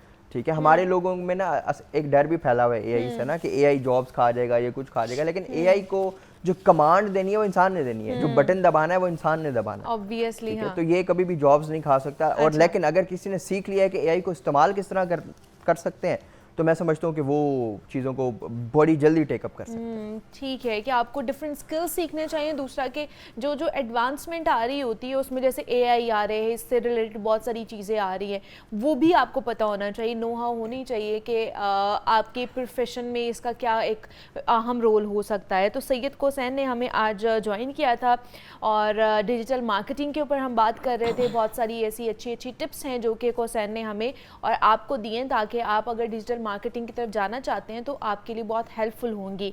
Hussain, thank you so much कि आप आए और हमारे शो का हिस्सा बने। देख लेते हैं, यहाँ पे मिलते हैं इस ब्रेक के बाद।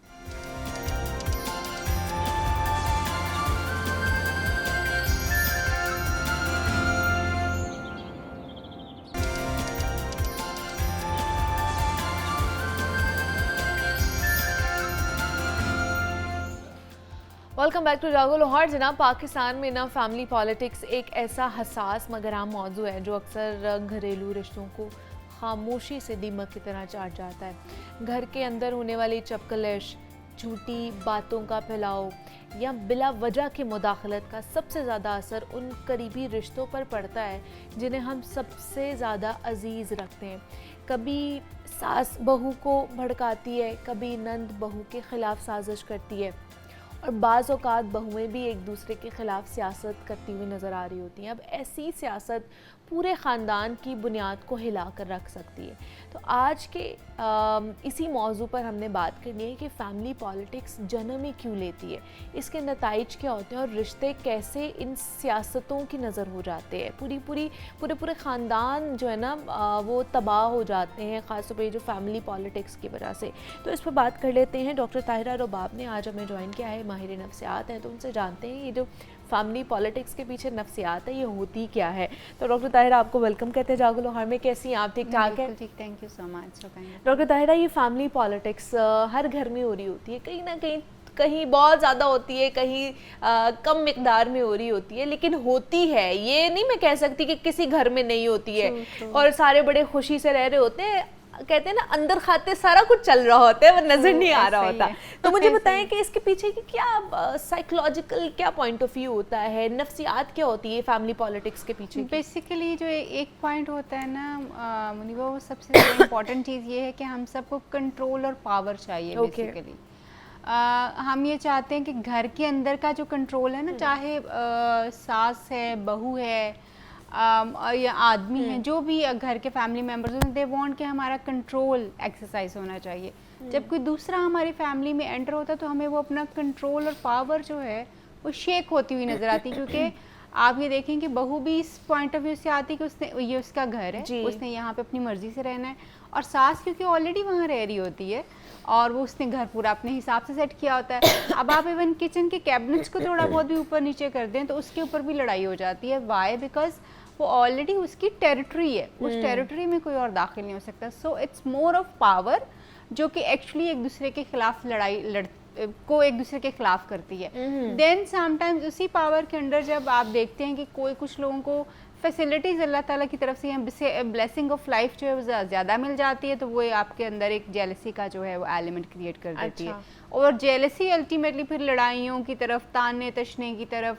अगर आपके पास थोड़ी सी ज़्यादा सहूलियात होगी तो अक्सर आपको रिश्तेदार कहते होंगे आपको अब क्या फ़र्क पड़ता है, आप तो बहुत अमीर हो गए हैं, या आपके पास तो 10 नौकर हैं आगे पीछे काम करने वाले, आपको क्या पता हो कि कैसे काम होता है। तो ये इस तरह की चीज़ें जो है ना आपको उनकी ज़ुबान से नज़र आना शुरू हो जाती है। That is actually power, jealousy और कंपटीशन जो है ये हमारी फैमिली पॉलिटिक्स को जो है बहुत ज़्यादा बढ़ा देता है। ये 3 एलिमेंट्स जो हैं बहुत ज़्यादा नज़र आते हैं। ख़ास तौर पर ये जब आपका एक तो बहुत बड़ा ख़ानदान हो डॉक्टर ताहिरा, तो उसमें ये जो कंपटीशन एंड वाला एलिमेंट है ना, ये सबसे ज़्यादा देखा जाता है कि जी अच्छा चचा ने ये कर लिया तो हमने क्यों नहीं किया, अब हमने भी उनसे बढ़कर करना है। और ताया ने कर लिया या मामा ने कर लिया तो हम क्यों पीछे रह गए हैं। तो ये जो कंपटीशन वाला एलिमेंट है ना, ये बहुत ज़्यादा। और अक्सर लोग आपको आपके ख़ानदान में ये कहते हुए नजर आएंगे, मसलन आपने अपना घर थोड़ा सेट कर लिया ना, देखो इनके पास इतना पैसा आ गया है, इनको समझ ही नहीं आती है लगाएंगे तो इन्होंने डेकोरेशन पीसेस के ऊपर लगाना शुरू कर दिया। So this is how you actually reflect your jealousy जो होती है ना, इनसिक्योरिटी जिस तरह से आप एक्चुअली जेलसी आप अपनी निकालते हैं कि आपसे वो बर्दाश्त नहीं हो पा रहा होता चीज़ें। सो कंपटीशन जो है ऑफ कोर्स वो फैमिलीज़ को बहुत सारी चीज़ों के ऊपर जो है वो होना शुरू हो जाता है। और फिर वो कहते हैं ना, एक पंजाबी की मिसाल है कि साथ वाले का मुंह अगर लाल है तो अपना आपका भी थप्पड़ मार के लाल कर लें। तो वो एक्चुअली फिर आपको एक ऐसी सिचुएशन में ले जाता है जहाँ पे आप मसलसल कंपटीशन में रहेंगे और फिर आपकी वो जो छोटी छोटी खुशियाँ जो हैं वो सारी उस कंपटीशन की नज़र जो है वो हो जाती हैं। क्योंकि आप एक दूसरे से अखलाकियात में बेहतर होने की कोशिश नहीं करते, फैमिली बॉन्डिंग में बेहतर होने की कोशिश नहीं करते, आप एक दूसरे से मटेरियलिस्टिक चीज़ों में बेहतर होने की कोशिश करते हैं, विच रूइन योर फैमिली अल्टीमेटली। और इस पॉलिटिक्स में मैं ये समझती हूँ कि बड़ों का रोल जो होता है बहुत ज़्यादा इंपॉर्टेंट होता है। बड़ों का मतलब ये है कि आपके पेरेंट्स जो हैं, आपके इन लॉज जो हैं, वो और दादा दादी अगर आप ब्लेस्ड हैं उनके उनको अपनी ज़िंदगी में रखने के लिए, तो वो फिर इन लोगों का रोल जो बड़ा इंपॉर्टेंट होता है कि इन्होंने एक्चुअली जो जनरेशनल आपकी लेगेसी है वो आगे कैसे इन्होंने ट्रांसफ़र की हुई है, कैसे इन्होंने अपने बच्चों को, पोतों को और ग्रैंड चिल्ड्रन जो हैं उनको कैसे सिखाया और क्या सिखाया हुआ। और उन्होंने देखा क्या है। अगर उन्होंने ये देखा हुआ है कि चचा की तो बनती नहीं है बाबा से, या चची की अम्मी के साथ नहीं बनती, हमेशा एक टसल चलती रहती, तो बच्चों की भी वो चीज़ें इसी तरह से एक दूसरे के साथ कंपटीशन में चली जाती हैं। और फिर कई दफ़ा कंपटीशन आपने सुना होगा, माएँ जो हैं अपनी ज़ुबान से बयान कर रही होती हैं कि तुम्हारे चचा का बेटा तो इस तरह से, चची की बेटी तो इस तरह से, वो ये करते हैं वो करते हैं, और फिर वो कंपटीशन आपको बच्चों में ऑटोमेटिकली आपने इनग्रेन कर दिया होता है। आप बेशक जो है वो ये ना करें कि जी आपने उनको सिखाया है, मगर आप उनको क्योंकि वो देख रहे हैं, वो एनवायरनमेंट में आपने क्रिएट करने किया हुआ है ना वैसा, उसकी वजह से फिर फैमिली जो है वो फैमिली यूनिट नहीं बनता, एक कंपटीशन वाली जो है ना वो टीम बन जाती है, जिसमें मसलन हर वक्त एक कांस्टेंट जो है पॉलिटिक्स चल रही है, कांस्टेंट जो एक कंपटीशन चल रहा ऐसे ही है, है और बिल्कुल। जेलसी जो है वो, और रिश्तेदारियां खत्म हो जाती हैं, रिश्ते नहीं बन पाते। आप देखो कि हमारा फैमिली स्ट्रक्चर जो है पहले बहुत खूबसूरत होता था, अब हम बहुत ख़राब हो गए हुए हैं। लेकिन इस खराबी के अक्सर लोगों को ये लगता है कि आजकल का जो फैमिली सिस्टम है बहुत ज़्यादा ख़राब हो चुका हुआ है। बिल्कुल हुआ है, क्योंकि अब लोग जो हैं बहुत अलग अलग हो गए हैं। मगर उसके साथ साथ एक और चीज़ जो है बहुत ज़्यादा प्रोमिनेंटली देखी गई है कि अब लोगों को लोगों से उतना मतलब भी नहीं रहा। मतलब रहने का मतलब ये है कि लोगों को लगता है कि यार जो कुछ भी उनके घर, अब ये वाली जनरेशन की मैं बात कर रही हूँ, हाँ ये थोड़े से चेंज है। हाँ ये लोग ये समझते हैं कि जी ठीक है, अगर उनके पास ये सारा कुछ है सो व्हाट, और वो उतना इन्फ्लुएंस भी नहीं करता उनको। तो मैं ये समझती हूँ कि ये वाले जो कॉन्सेप्ट है ना, अगर हम इसको बेहतर तौर पे अपना लें और उसमें फैमिली टाइज के ऊपर जो फोकस कर दें, मतलब हमने अपनी फैमिलीज को स्ट्रॉन्ग करना है, हैविंग दिस कॉन्सेप्ट कि उनके पास जो उनका है वो उनका है, हमारे पास जो हमारा मेरा है, हाँ मैं इसको अर्न करके बेहतर कर सकता हूँ, उनका मेरे पास नहीं आ सकता और मेरा उनके पास नहीं जा सकता। तो फिर आप देखोगे कि वो जो टाइम टू टाइम मिलना है, हफ्ते बाद, महीने बाद, वो बिल्कुल वैसा ही मिलना जुलना होगा जैसे हम कहानियां सुनते थे कि जी दादी के पास बैठ के इतने ये फिर आप वो फैमिली कॉन्सेप्ट जो है वो डेवलप कर सकते हैं, और उसकी ज़रूरत है। बहुत इंपॉर्टेंट टॉपिक आपने आज छेड़ा हुआ है कि बेसिकली हमारा फैमिली सिस्टम जो है इसको दोबारा से रिस्ट्रक्चर करने की ज़रूरत है। ठीक है। और जब मैं ये बात करती हूँ कि इसको रिस्ट्रक्चर करने की ज़रूरत है, तो इसका मतलब ये नहीं कि आपने अपनी टाइज को कमज़ोर कर देना है, आपने अपनी दादी दादा माँ बाप की अहमियत को कम करना है। नो, आपने उन सबको साथ लेके चलना है, क्योंकि वो हमारा एक्चुअली ट्रेजर है, वो हमारा खजाना है। बिल्कुल, हम अपने बड़ों को पीछे छोड़ के खुद कभी बड़े नहीं हो सकते। ऐसे ही है। लेकिन एट द सेम टाइम आपने हर रिश्ते को उसकी जगह के ऊपर रखना है, क्योंकि आप ये देखो कि हमारे रिश्ते खराब क्यों हुए। हमारे यहाँ पे ये भी एक होता है ना, अब जैसे आपने कहा कि हर रिश्ते को उसकी जगह पे रखना है। हमारी फैमिली पॉलिटिक्स में क्या होता है, अच्छा जिसके पास ज्यादा पैसा है ना, हाँ, उसको ज्यादा इज्जत मिलती है। एग्जैक्टली, इवन दो के घर में अगर आपके 4 बेटे हैं ना, हाँ, तो जो बेटा आपका ज्यादा कमा रहा है ना उसको ज्यादा इज्जत मिलनी है, जो बेटा नहीं ज्यादा कमा रहा होता उसको इतनी इज्जत नहीं मिली जाती। ये फैमिली पॉलिटिक्स का हिस्सा होता है। ये होता बिल्कुल, और ये इतने केसेस आते हैं मुनीबा क्लिनिक और इससे बहन भाइयों के अंदर आपस में बहुत झगड़ा हो जाता है। अभी रिसेंटली मैं बल्कि एक केस रिपोर्ट करूंगी कि एक बच्ची आई, तो वो शी सेड के मेरा हस्बैंड जो है, क्योंकि वो अभी स्ट्रगलिंग फेज में था, तो हमारी शादी हो गई। शादी हो गया वो, क्योंकि वो बड़ा था बहुत अपनी फैमिली में सारे सिबलिंग्स में से। तो मेरी मदर जो थी, उनको मदर इन लॉ को मैं खुद नहीं पसंद थी इतनी ज़्यादा, हालांकि उन्होंने मुझे खुद ब्याहा था। तो वो उनकी चीज़ें जो है ना मेरे साथ बहुत ज़्यादा टसल में रहती थी। अल्टीमेटली वो हुआ क्या कि मेरा हस्बैंड जो है वो ज़्यादातर अपनी अम्मा की तरफ, माँ की साइड लेना is not bad at all, हमेशा लेनी चाहिए, उसने आपको परवरिश किया है, पैदा किया है, बहुत हक है उसका, बहुत ज़्यादा हक है। मगर अगर आप ये कहें कि बीवी के हक को आप निगेट कर देंगे तो वो भी आपकी एक ज़्यादती है। और ये हमारे फैमिली सिस्टम में बहुत कॉमन है, क्योंकि हम सिर्फ बात करते हैं माँ के हकूक़ की, बाप के हकूक़ की, हम बात नहीं करते शोहर के हक की। ये शोहर के हक की सॉरी बात होती है, बीवी का हक उस घर में क्या है, शोहर ने उसको किस तरह से पूरा करना है, इसके ऊपर बात बहुत ज़्यादा कम होती है।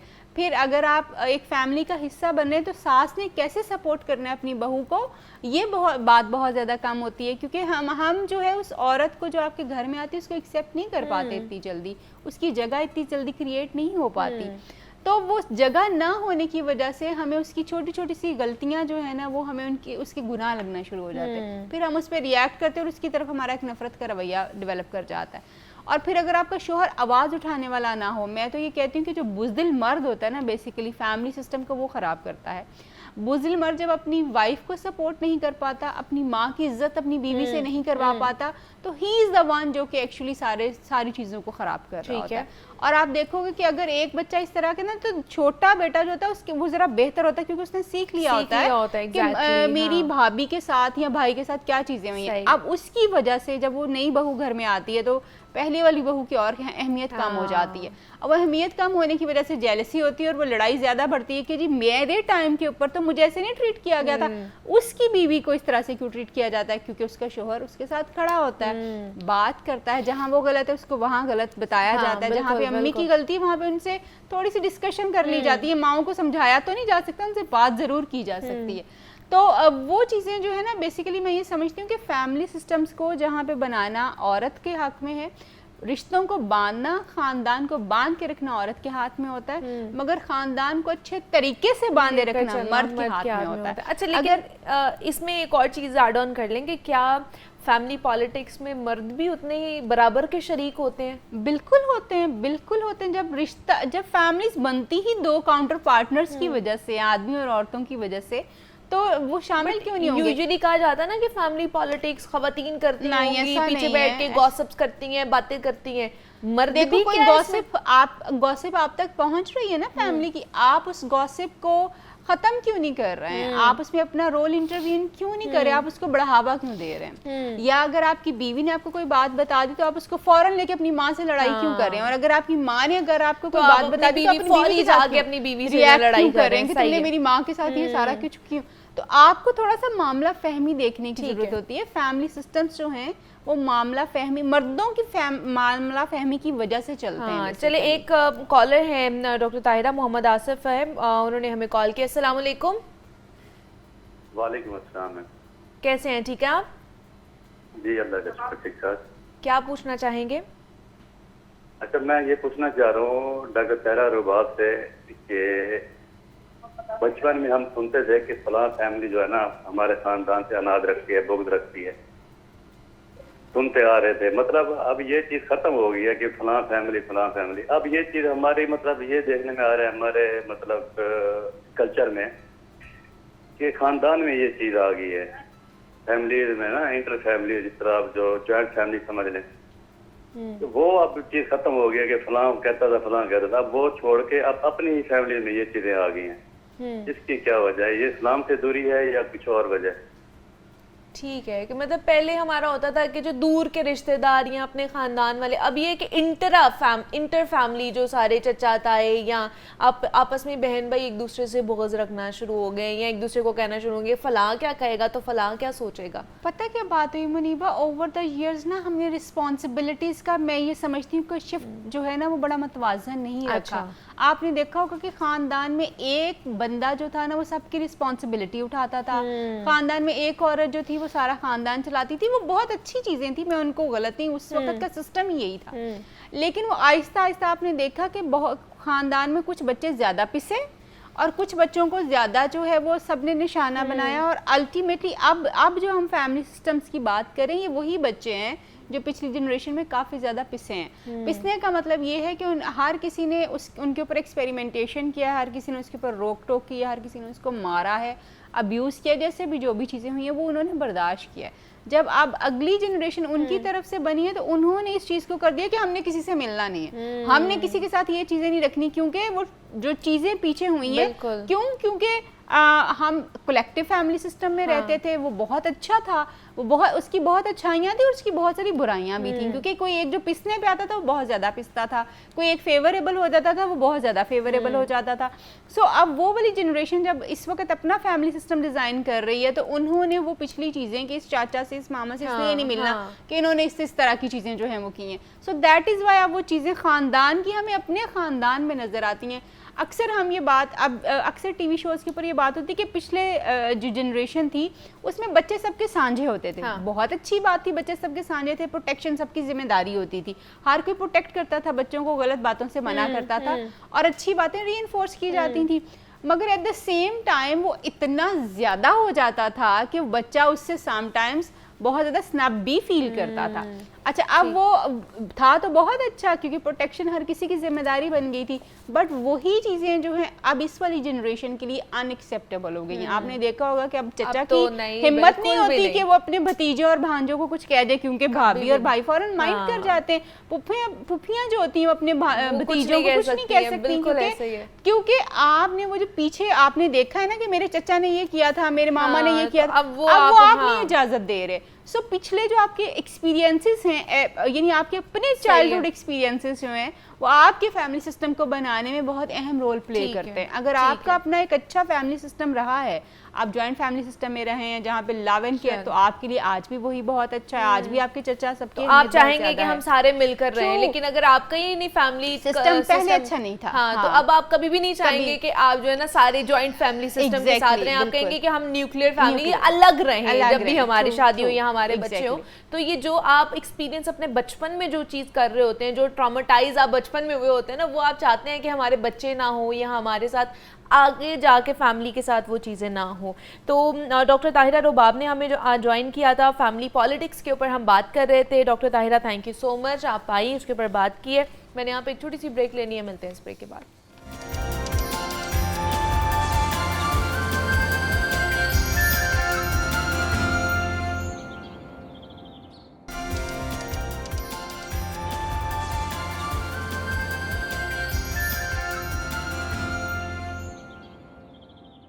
वेलकम बैक टू जागो लाहौर। जनाब, अब कुछ बात कर लेते हैं हर्बल नुस्खों के हवाले से। और आजकल मानसून का मौसम है और इस मौसम में बहुत से लोग जो है ना वो जल्दी बीमारियों का शिकार होते हैं। स्किन प्रॉब्लम्स बहुत ज़्यादा होना शुरू हो जाती है, एक्नी बहुत ज़्यादा होना शुरू हो जाती है, और ख़ास तौर पर वो लोग जिनकी सेंसिटिव स्किन है, ड्राई स्किन है, उनके लिए ये वेदर जो है ना थोड़ा सा चेंज लेकर आता है और प्रॉब्लमैटिक भी उनकी स्किन हो जाती है। तो आज का जो ये सेगमेंट है ये उन लोगों के लिए बहुत ही ख़ास होने वाला है, क्योंकि हमारे साथ इस वक्त प्रोफेसर हकीम इसहाक सुल्तान साहब मौजूद हैं, जो आज हमें स्किन से रिलेटेड क्या क्या चीज़ें हम यूज़ कर सकते हैं घर में ही, देसी नुस्खे हैं वो जो आप लोगों के लिए हमारे लिए बहुत ज़्यादा कारआमद साबित हो सकते हैं। तो हकीम साहब, आपको खुश आमदीद कहते हैं जागो लाहौर में। कैसे आप? ठीक ठाक है अल्हम्दुलिल्लाह, अल्लाह का बहुत करम। हकीम साहब, स्किन से रिलेटेड आज चीज़ें हैं जो कि हमने डिस्कस करनी है, और क्योंकि ये मौसम ऐसा है जिसमें स्किन, जिनकी ऑयली स्किन है वो ऑयल ज़्यादा प्रोड्यूस कर रही होती है, ड्राई स्किन वालों को अलग प्रॉब्लम हो रहा होता है,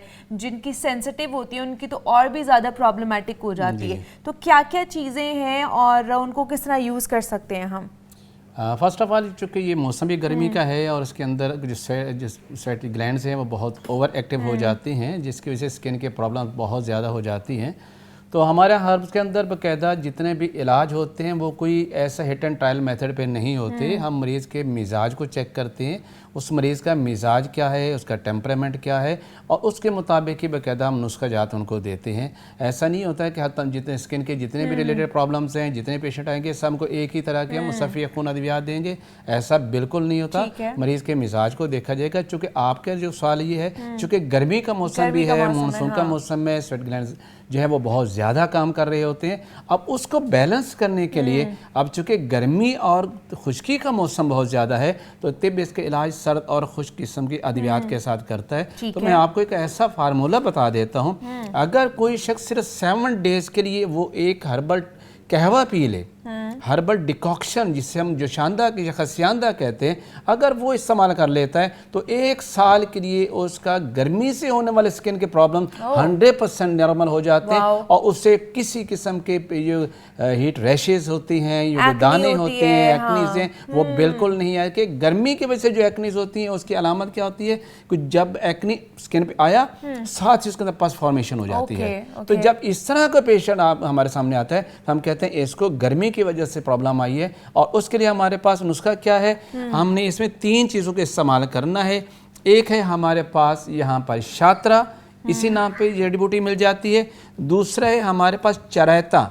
ये चरायता 2 तरह का होता है, एक नेपाली भी और चरायता ये बड़ा कड़वी सी हर्ब है। ये नेपाल से आती है और यही इफेक्टिव है, पाकिस्तानी इफेक्टिव नहीं है। जब भी चरायता लेंगे, चरायता नेपाली के नाम पे ही लेंगे। ये ब्लैक इन कलर होती है और टहनियाँ सी भी होती हैं। और तीसरी चीज़ हमारे पास जो है वो है पनीर डोडी, और ये भी कड़वी होती है। अगर तीनों में से 6-6 ग्राम यानी 1 टेबल स्पून अगर आप 1 गिलास पानी में रात को भिगो के रख दें और सुबह इसको जस्ट निथार के पी लें और मेडिसिन फेंक दें और 7 दिन ये इस्तेमाल करें, तो गर्मी से होने वाले जितने भी स्किन के प्रॉब्लम्स हैं वो सारी की सारी ठीक हो जाती हैं। गर्म नहीं करना, कुछ भी नहीं करना, सिर्फ रात को इसको डाल के भिगो के और सुबह इसको पी लेना, इसमें से ये निकाल के। हाँ, इसको हम अपने तिब की ज़बान में हम इसको खसियांदा कहते हैं। जो शांदे का मतलब आपने उसे जोश देना, और खसियांदे का मतलब जस्ट आपने उसे डिप करना है और उसके पानी को फिल्टर करके ले लेना है। सही है। अच्छा, यूजुअली हमारे यहाँ पे बोला जाता है कि जिनके बहुत ज़्यादा दाने निकलते हैं ना, उनके खून के अंदर गर्मी होती है और उनको कड़वा जो है ना, खासतौर पर करेले का पानी या करेला का जूस वो पीना चाहिए। ये भी बड़ी मिथ है, मैं आपको बता अच्छा, ये मिथ ही आपको? बिल्कुल मिथ। उसकी वजह क्या है, मैंने जैसे पहले अर्ज किया ना, तिब का एक अपना जो है तशखीस का तरीका है। अब हम देखते हैं कि अब बालगम अगर किसी रतूबात किसी में ज़्यादा हो गई हैं तो उसकी जल्द पे क्या होगा, जो दाने निकले वो वाटरी होंगे, वो पानी से भरे हुए होंगे, जिसे हम कहते हैं पानी से भरे हुए छलके निकल आए। अगर किसी के अंदर खुश्की बहुत ज़्यादा होगी तो उससे लोगों को जो दाने निकले वो रेडिशन कलर होंगे, हार्ड होंगे और उसमें पस नहीं बनेगी। और जो गर्मी से दाने निकलेंगे वो उसमें पस होगी।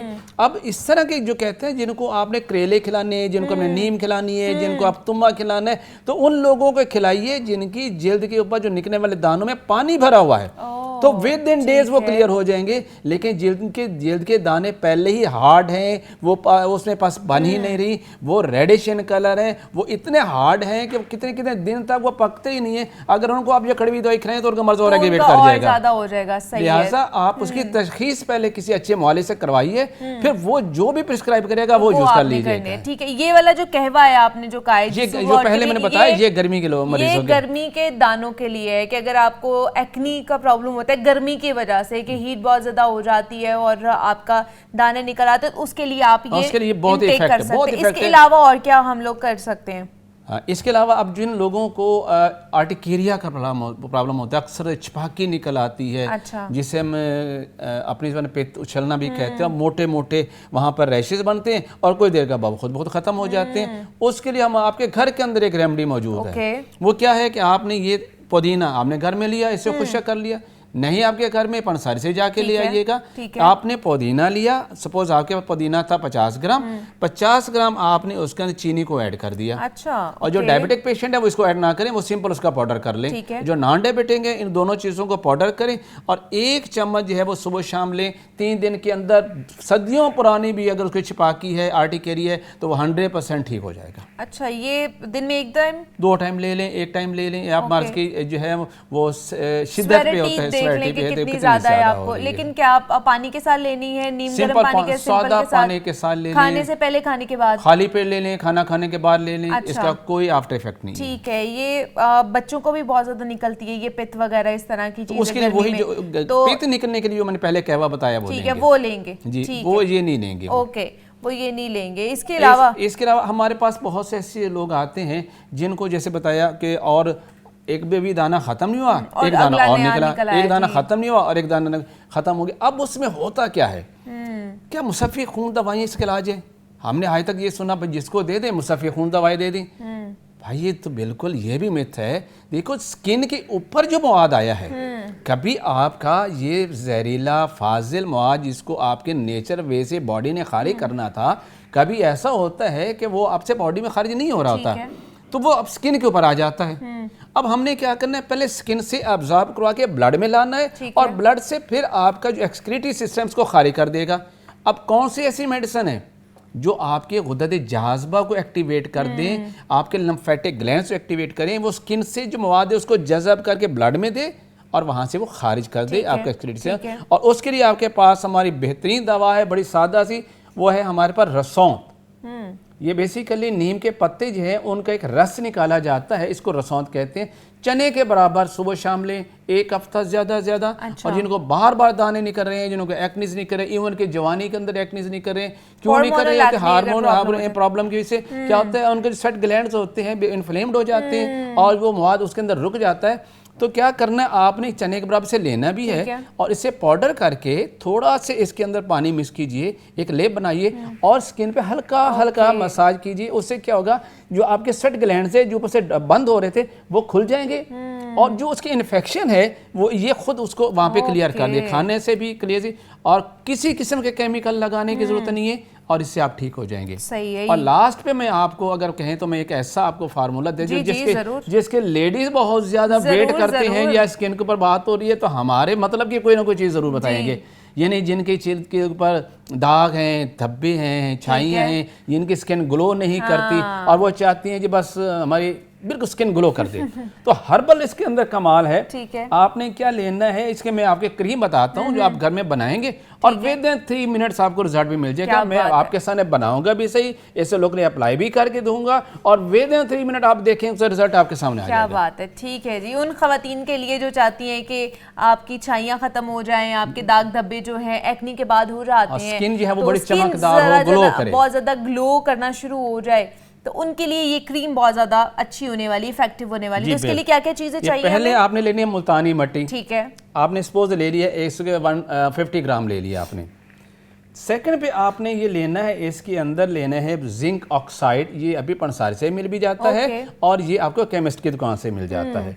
तीसरे नंबर पे आपने लेना है इसके अंदर, ये आपको सिर्फ केमिस्ट से मिलेगा, इसे वाइटनिंग पाउडर कहते हैं, वाइटनिंग पाउडर कहते हैं। Whitening powder, okay. अब इसकी रेशो में आपको ये बताओ। चौथे नंबर पे आपने लेना है पेपरमेंट, जिसे सत पुदीना कहते हैं, ये आपको पंसारी की दुकान पे मिलेगा। ठीक है, आपने करना क्या है कि इसको पहले पाउडर करना है मुल्तानी मट्टी को, 150 ग्राम ये हो, उसके अंदर सिर्फ 2 ग्राम आपने जिंक ऑक्साइड डाल लेना है, उसके अंदर आपने 1/2 ग्राम जो है ये वाइटनिंग पाउडर डाल लेना है, और इसमें एक क्रिस्टल जो है, ये क्रिस्टल फॉर्म में है, ये आपको सत पुदीना, आपने एक क्रिस्टल जो है ये इतना सा ये पाउडर करके उसमें मिक्स कर लें, और मिक्स करके इसको आपने किसी जार में मिक्स करके रख लीजिएगा। सही है। जैसे कि मैंने ऑलरेडी इसको इस तरह में आपको ये अच्छा, शेप ये मिल जाती है, ऑलरेडी मैंने ठीक बना है। के रखी है, सही क्योंकि है। हमारे पास टाइम इतना नहीं होता कि हम इसको मिक्स करें, पर इस शेप में आपके पास आएगा। ठीक है। अब आपको जितनी ज़रूरत है, करना क्या है कि आपने इसको लिया, आपने सपोज यहाँ पर 1 टेबल स्पून इतना आपकी बॉडी ज़रूरत है, आपने ये ले लिया, और ये अर्के गुलाब लेने हैं आपने। सादा पानी नहीं यूज़ करेंगे, अर्के गुलाब करेंगे। एक तो डिस्टर्ड होता है, सेकंड इसके जो है वो आपकी स्किन को बड़ा बेनिफिशियल देगा। इतनी मिकदार में इसमें डालिए कि ये पेस्ट बन जाए, ना इतना ड्राई हो कि स्किन पे लगे ना, और ना इतना ये पतला हो कि स्किन से गिरना शुरू हो जाए। तो इसमें हम इतनी मिकदार में डालेंगे, और आपके सामने बना होना चाहिए और ना ही इतना थिक होना चाहिए, बस एक इसकी बड़ी अच्छी सी कंसिस्टेंसी होनी चाहिए। विस्कोसिटी आपने खुद इसकी बना लेनी, आपकी जो है ना स्किन पर अच्छे तरीके से वो एडजस्ट हो जाए, एक मास्क के तौर पर आप उसको लगाएं। आप इसे एज अ क्रीम यूज कीजिएगा, से आपने अपनी ज़रूरत के मुताबिक जितनी आपको ज़रूरत है उतनी, उसकी कंसिस्टेंसी और जो है ना वो, और उसके मुताबिक इतने आप थोड़ा थोड़ा इसके अर्के गुलाब इसमें शामिल करते हैं, और हम इसको बनाते चले जाते हैं। सही है। अब ये देखें कि ये बिल्कुल इसकी विस्कोसिटी इतनी हो गई है इसको अच्छे तरीके से आप मिक्स करें, क्योंकि मुल्तानी मिट्टी ना वो बहुत जल्दी एब्जॉर्ब कर लेती है, ड्राई होना शुरू हो जाती है। और वैसे भी ये जब लगाएंगे तो विद इन 15 मिनट ये बिल्कुल ड्राई हो जाती है। ये जी क्रीम की जब ये ड्राई हो जाती है तो देन आप इसको बिल्कुल इससे साफ कर सकते हैं। अब ये आपके पास क्रीम तैयार हो गई है, और जितनी आपको, लेकिन लेयर आपने बिल्कुल पतली से लगानी है, कोई ज़्यादा नहीं। जैसे मैं आपके सामने देखें, ये स्किन पे मैंने आप इसको ऐसे अप्लाई किया, ठीक है, जस्ट आप ऐसे करें, इतने एरिया पे मैं फॉर डेमोन्स्ट्रेशन के लिए आपको देता हूँ। अब इसको चूँकि टाइम लगना है, इतना शायद हमारे पास टाइम होगा नहीं, ये ड्राई होगा, जैसे विद इन 15 मिनट ये ड्राई होगा, आप इसको जस्ट स्क्रब कर लीजिएगा। ठीक है। और आप खुद देखेंगे कि इतने एरिया पे अप्लाई करें, और आफ्टर 15 मिनट देखेंगे कि इसके अंदर अजीब सी चेंज आपको नजर आएगी, बिल्कुल ग्लो भी करेगी, वाइटनेस भी होगी, और आपको स्किन जो है बहुत अच्छी नजर आएगी। और स्किन के ऊपर जितने एक्नीज भी आ रहे हैं, दाग धब्बे हैं चाहिए, तो 70% सिंगल एप्लीकेशन से क्लियर हो जाती है। क्या बात। अगर एक वीक के बाद आप इसे अप्लाई करते हैं, 4 से 7 एप्लीकेशन करें, और आपकी स्किन बिल्कुल नीट है। वैसे रूटीन में जब कभी चाहे आप इस्तेमाल कर सकते हैं, जब भी कर सकते हैं, क्योंकि ये हर्बल नुस्खे होते हैं, इनका कोई ऐसा साइड इफेक्ट नहीं होता है, तो आप इसको रोज भी यूज करें तो आपके लिए अच्छी, आपकी स्किन और ज्यादा अच्छी हो जाएगी, शाइन करेगी, ब्राइटन अप हो जाएगी। तो ये क्रीम बनाना हकीम साहब ने हमें सिखाई है, और साथ ही साथ बाकी अगर एक्ने का प्रॉब्लम है तो उसमें क्या आप पी सकते हैं, कौन से हर्ब्स उसमें यूज होते हैं, वो हमें हकीम साहब ने हमारे साथ शेयर किया है। इसके अलावा अब आप कहते हैं, मैं आपको एक ऐसा लोशन बता सकता हूँ जिनको साल से खारिश एक को होती है और बाकी घर वाले सबको हो जाती है। अगर वो बना लें तो विद इन 3 डेज, चाहे 10 साल पुरानी खारिश है वो भी ठीक हो जाएगी। उसके लिए हमारे पास ये नुस्खा है जी। एक हमारे पास जितनी भी खारिश होती है ना, ये बेसिकली पैरासाइट्स की वजह से होती है, ठीक है। और जितनी भी खारिश होती है, वो इचिंग जो है वो बाइट्स उनकी वजह से होती है, और एक से दूसरे को लग जाते हैं। अब उसके लिए हमारे हर्ब के अंदर इसको खत्म करने की जो चीज़ है वो हमारा मरकरी है, इसे हम पारा कहते हैं। आपने 10 ग्राम मरकरी लेनी है, और उसमें 70 ग्राम आपने सल्फर लेना है। ठीक है। सल्फर तो अक्सर लोग इस्तेमाल करते हैं खारिज वाले के लिए, लेकिन इनका कम्बिनेशन जब करेंगे इन दोनों को लेके किसी भी बर्तन में डाल के आप इसको, हमारे यहाँ खरल करते हैं, किसी भी चीज़ से इसको पीसना शुरू कर दें। जब पीसेंगे तो 15 से 20 मिनट के बाद ये ब्लैकिश कलर का पाउडर तैयार हो जाएगा, ये कलर का हो जाएगा। सही है। अब हमने करना क्या है कि ये आपके पास सरसों का तेल है, ठीक है। आपने अगर सपोज ये है कि 100 ग्राम है तो उसमें आपने 10 ग्राम ये आपने डाल दें। ठीक है। रात को सोते हुए इसको पहले अच्छी तरह शेक कर लें, क्योंकि ये नीचे बैठ जाया करता है। और मैं आपके सामने भी इसे करके दिखाता हूँ तो आप देखेंगे कि ये इसके नीचे बैठ जाता है। और यूज़ करने से पहले आपने करना ये है कि आपने इसको शेक कर लेना अच्छी तरह। ठीक है। जैसे ये था, मैंने इतनी मिकदार में लिया, अब ये ऐसे ऐसा ये नीचे जा रहा है। ये देखिए ये नीचे बैठ गया। अब आपने क्या करना है, ढक्कन को अच्छी तरह लगाएंगे और इसको मिक्स करना है। शेक कर लिया। ठीक है। तो ये आपके पास एक लोशन तैयार हो गया ब्लैक कलर का। इस तरह पहले करना है उसको, फिर आपने जेंटली अप्लाई करना है पूरे एरिया पे जहाँ पे आपको खारिश है। सही है। सिर्फ 3 दफ़ा, आज रात को किया, सुबह आपने शावर ले लिया, रात को फिर किया, 3 दफ़ा से 10 साल पुरानी भी खारिश होगी तो वो ख़त्म हो जाएगी, क्योंकि at the spot etch bytes को ख़त्म करता है, मार देता है। जब वही नहीं होगी तो खारिश होती ही नहीं है। ठीक है जी, बहुत शुक्रिया हकीम साहब, हमारे साथ मौजूद थे। स्किन से रिलेटेड चीज़ें हैं उनको हमने डिस्कस किया था। बहुत शुक्रिया हकीम साहब। यहाँ पे एक छोटी सी ब्रेक लेते हैं, मिलते हैं इस ब्रेक के बाद।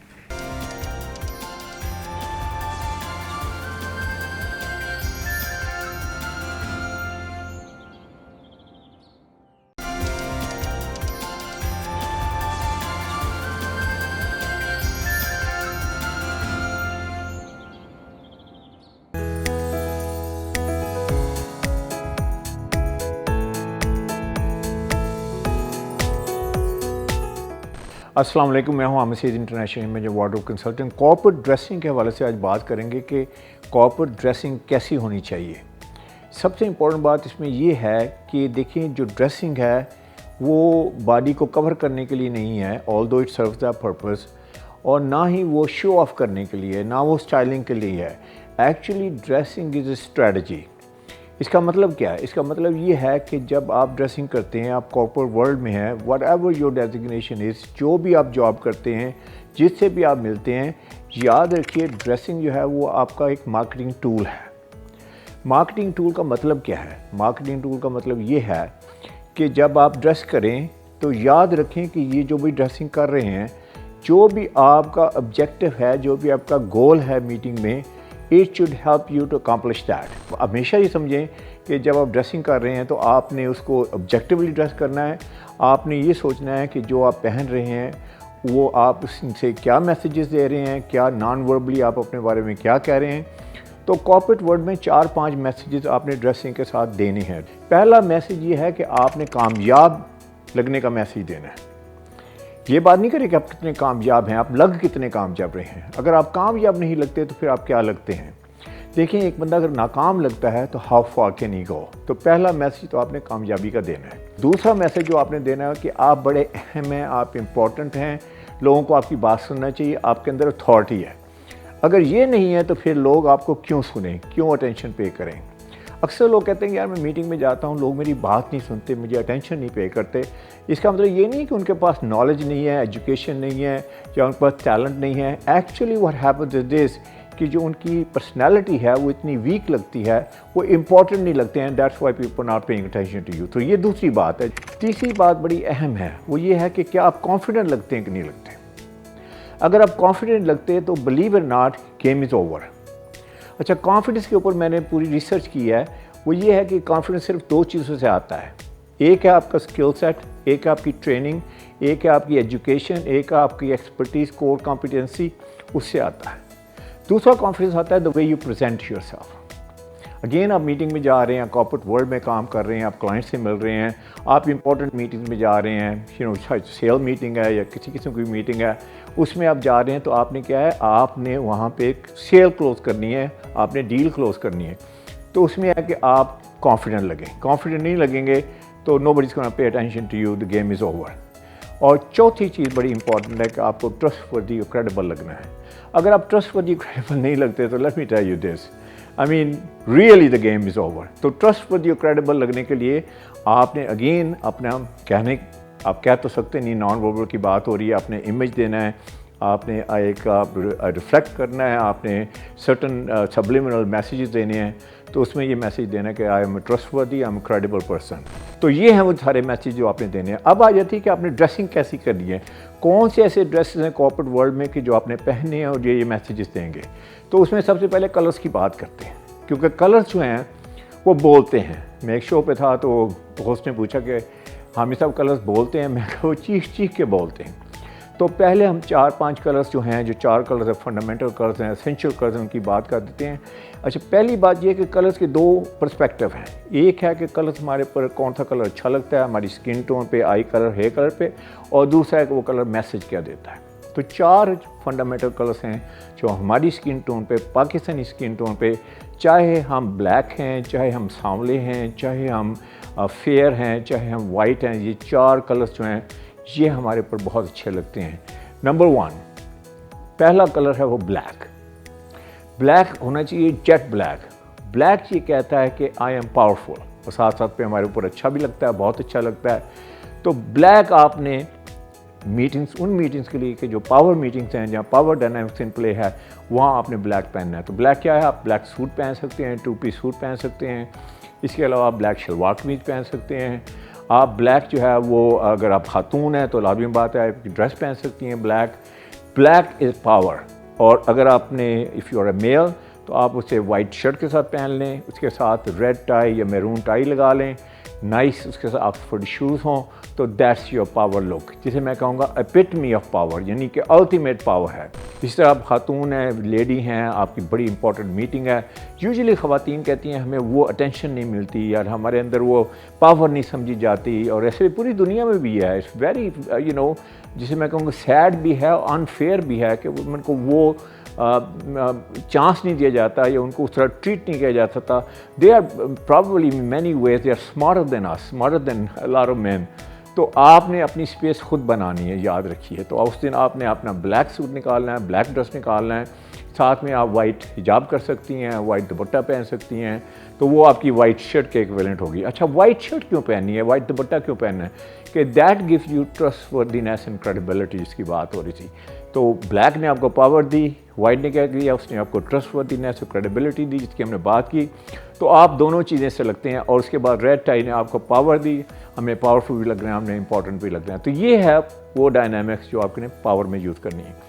इसके बाद हम चलते हैं आगे कि हम जिस दिन ब्लैक सूट नहीं पहनना, पावर डायनामिक्स नहीं है, तो उस दिन कौन सा सूट पहनना है? तो उस दिन आप अपना नेवी ब्लू सूट वो निकाल लें।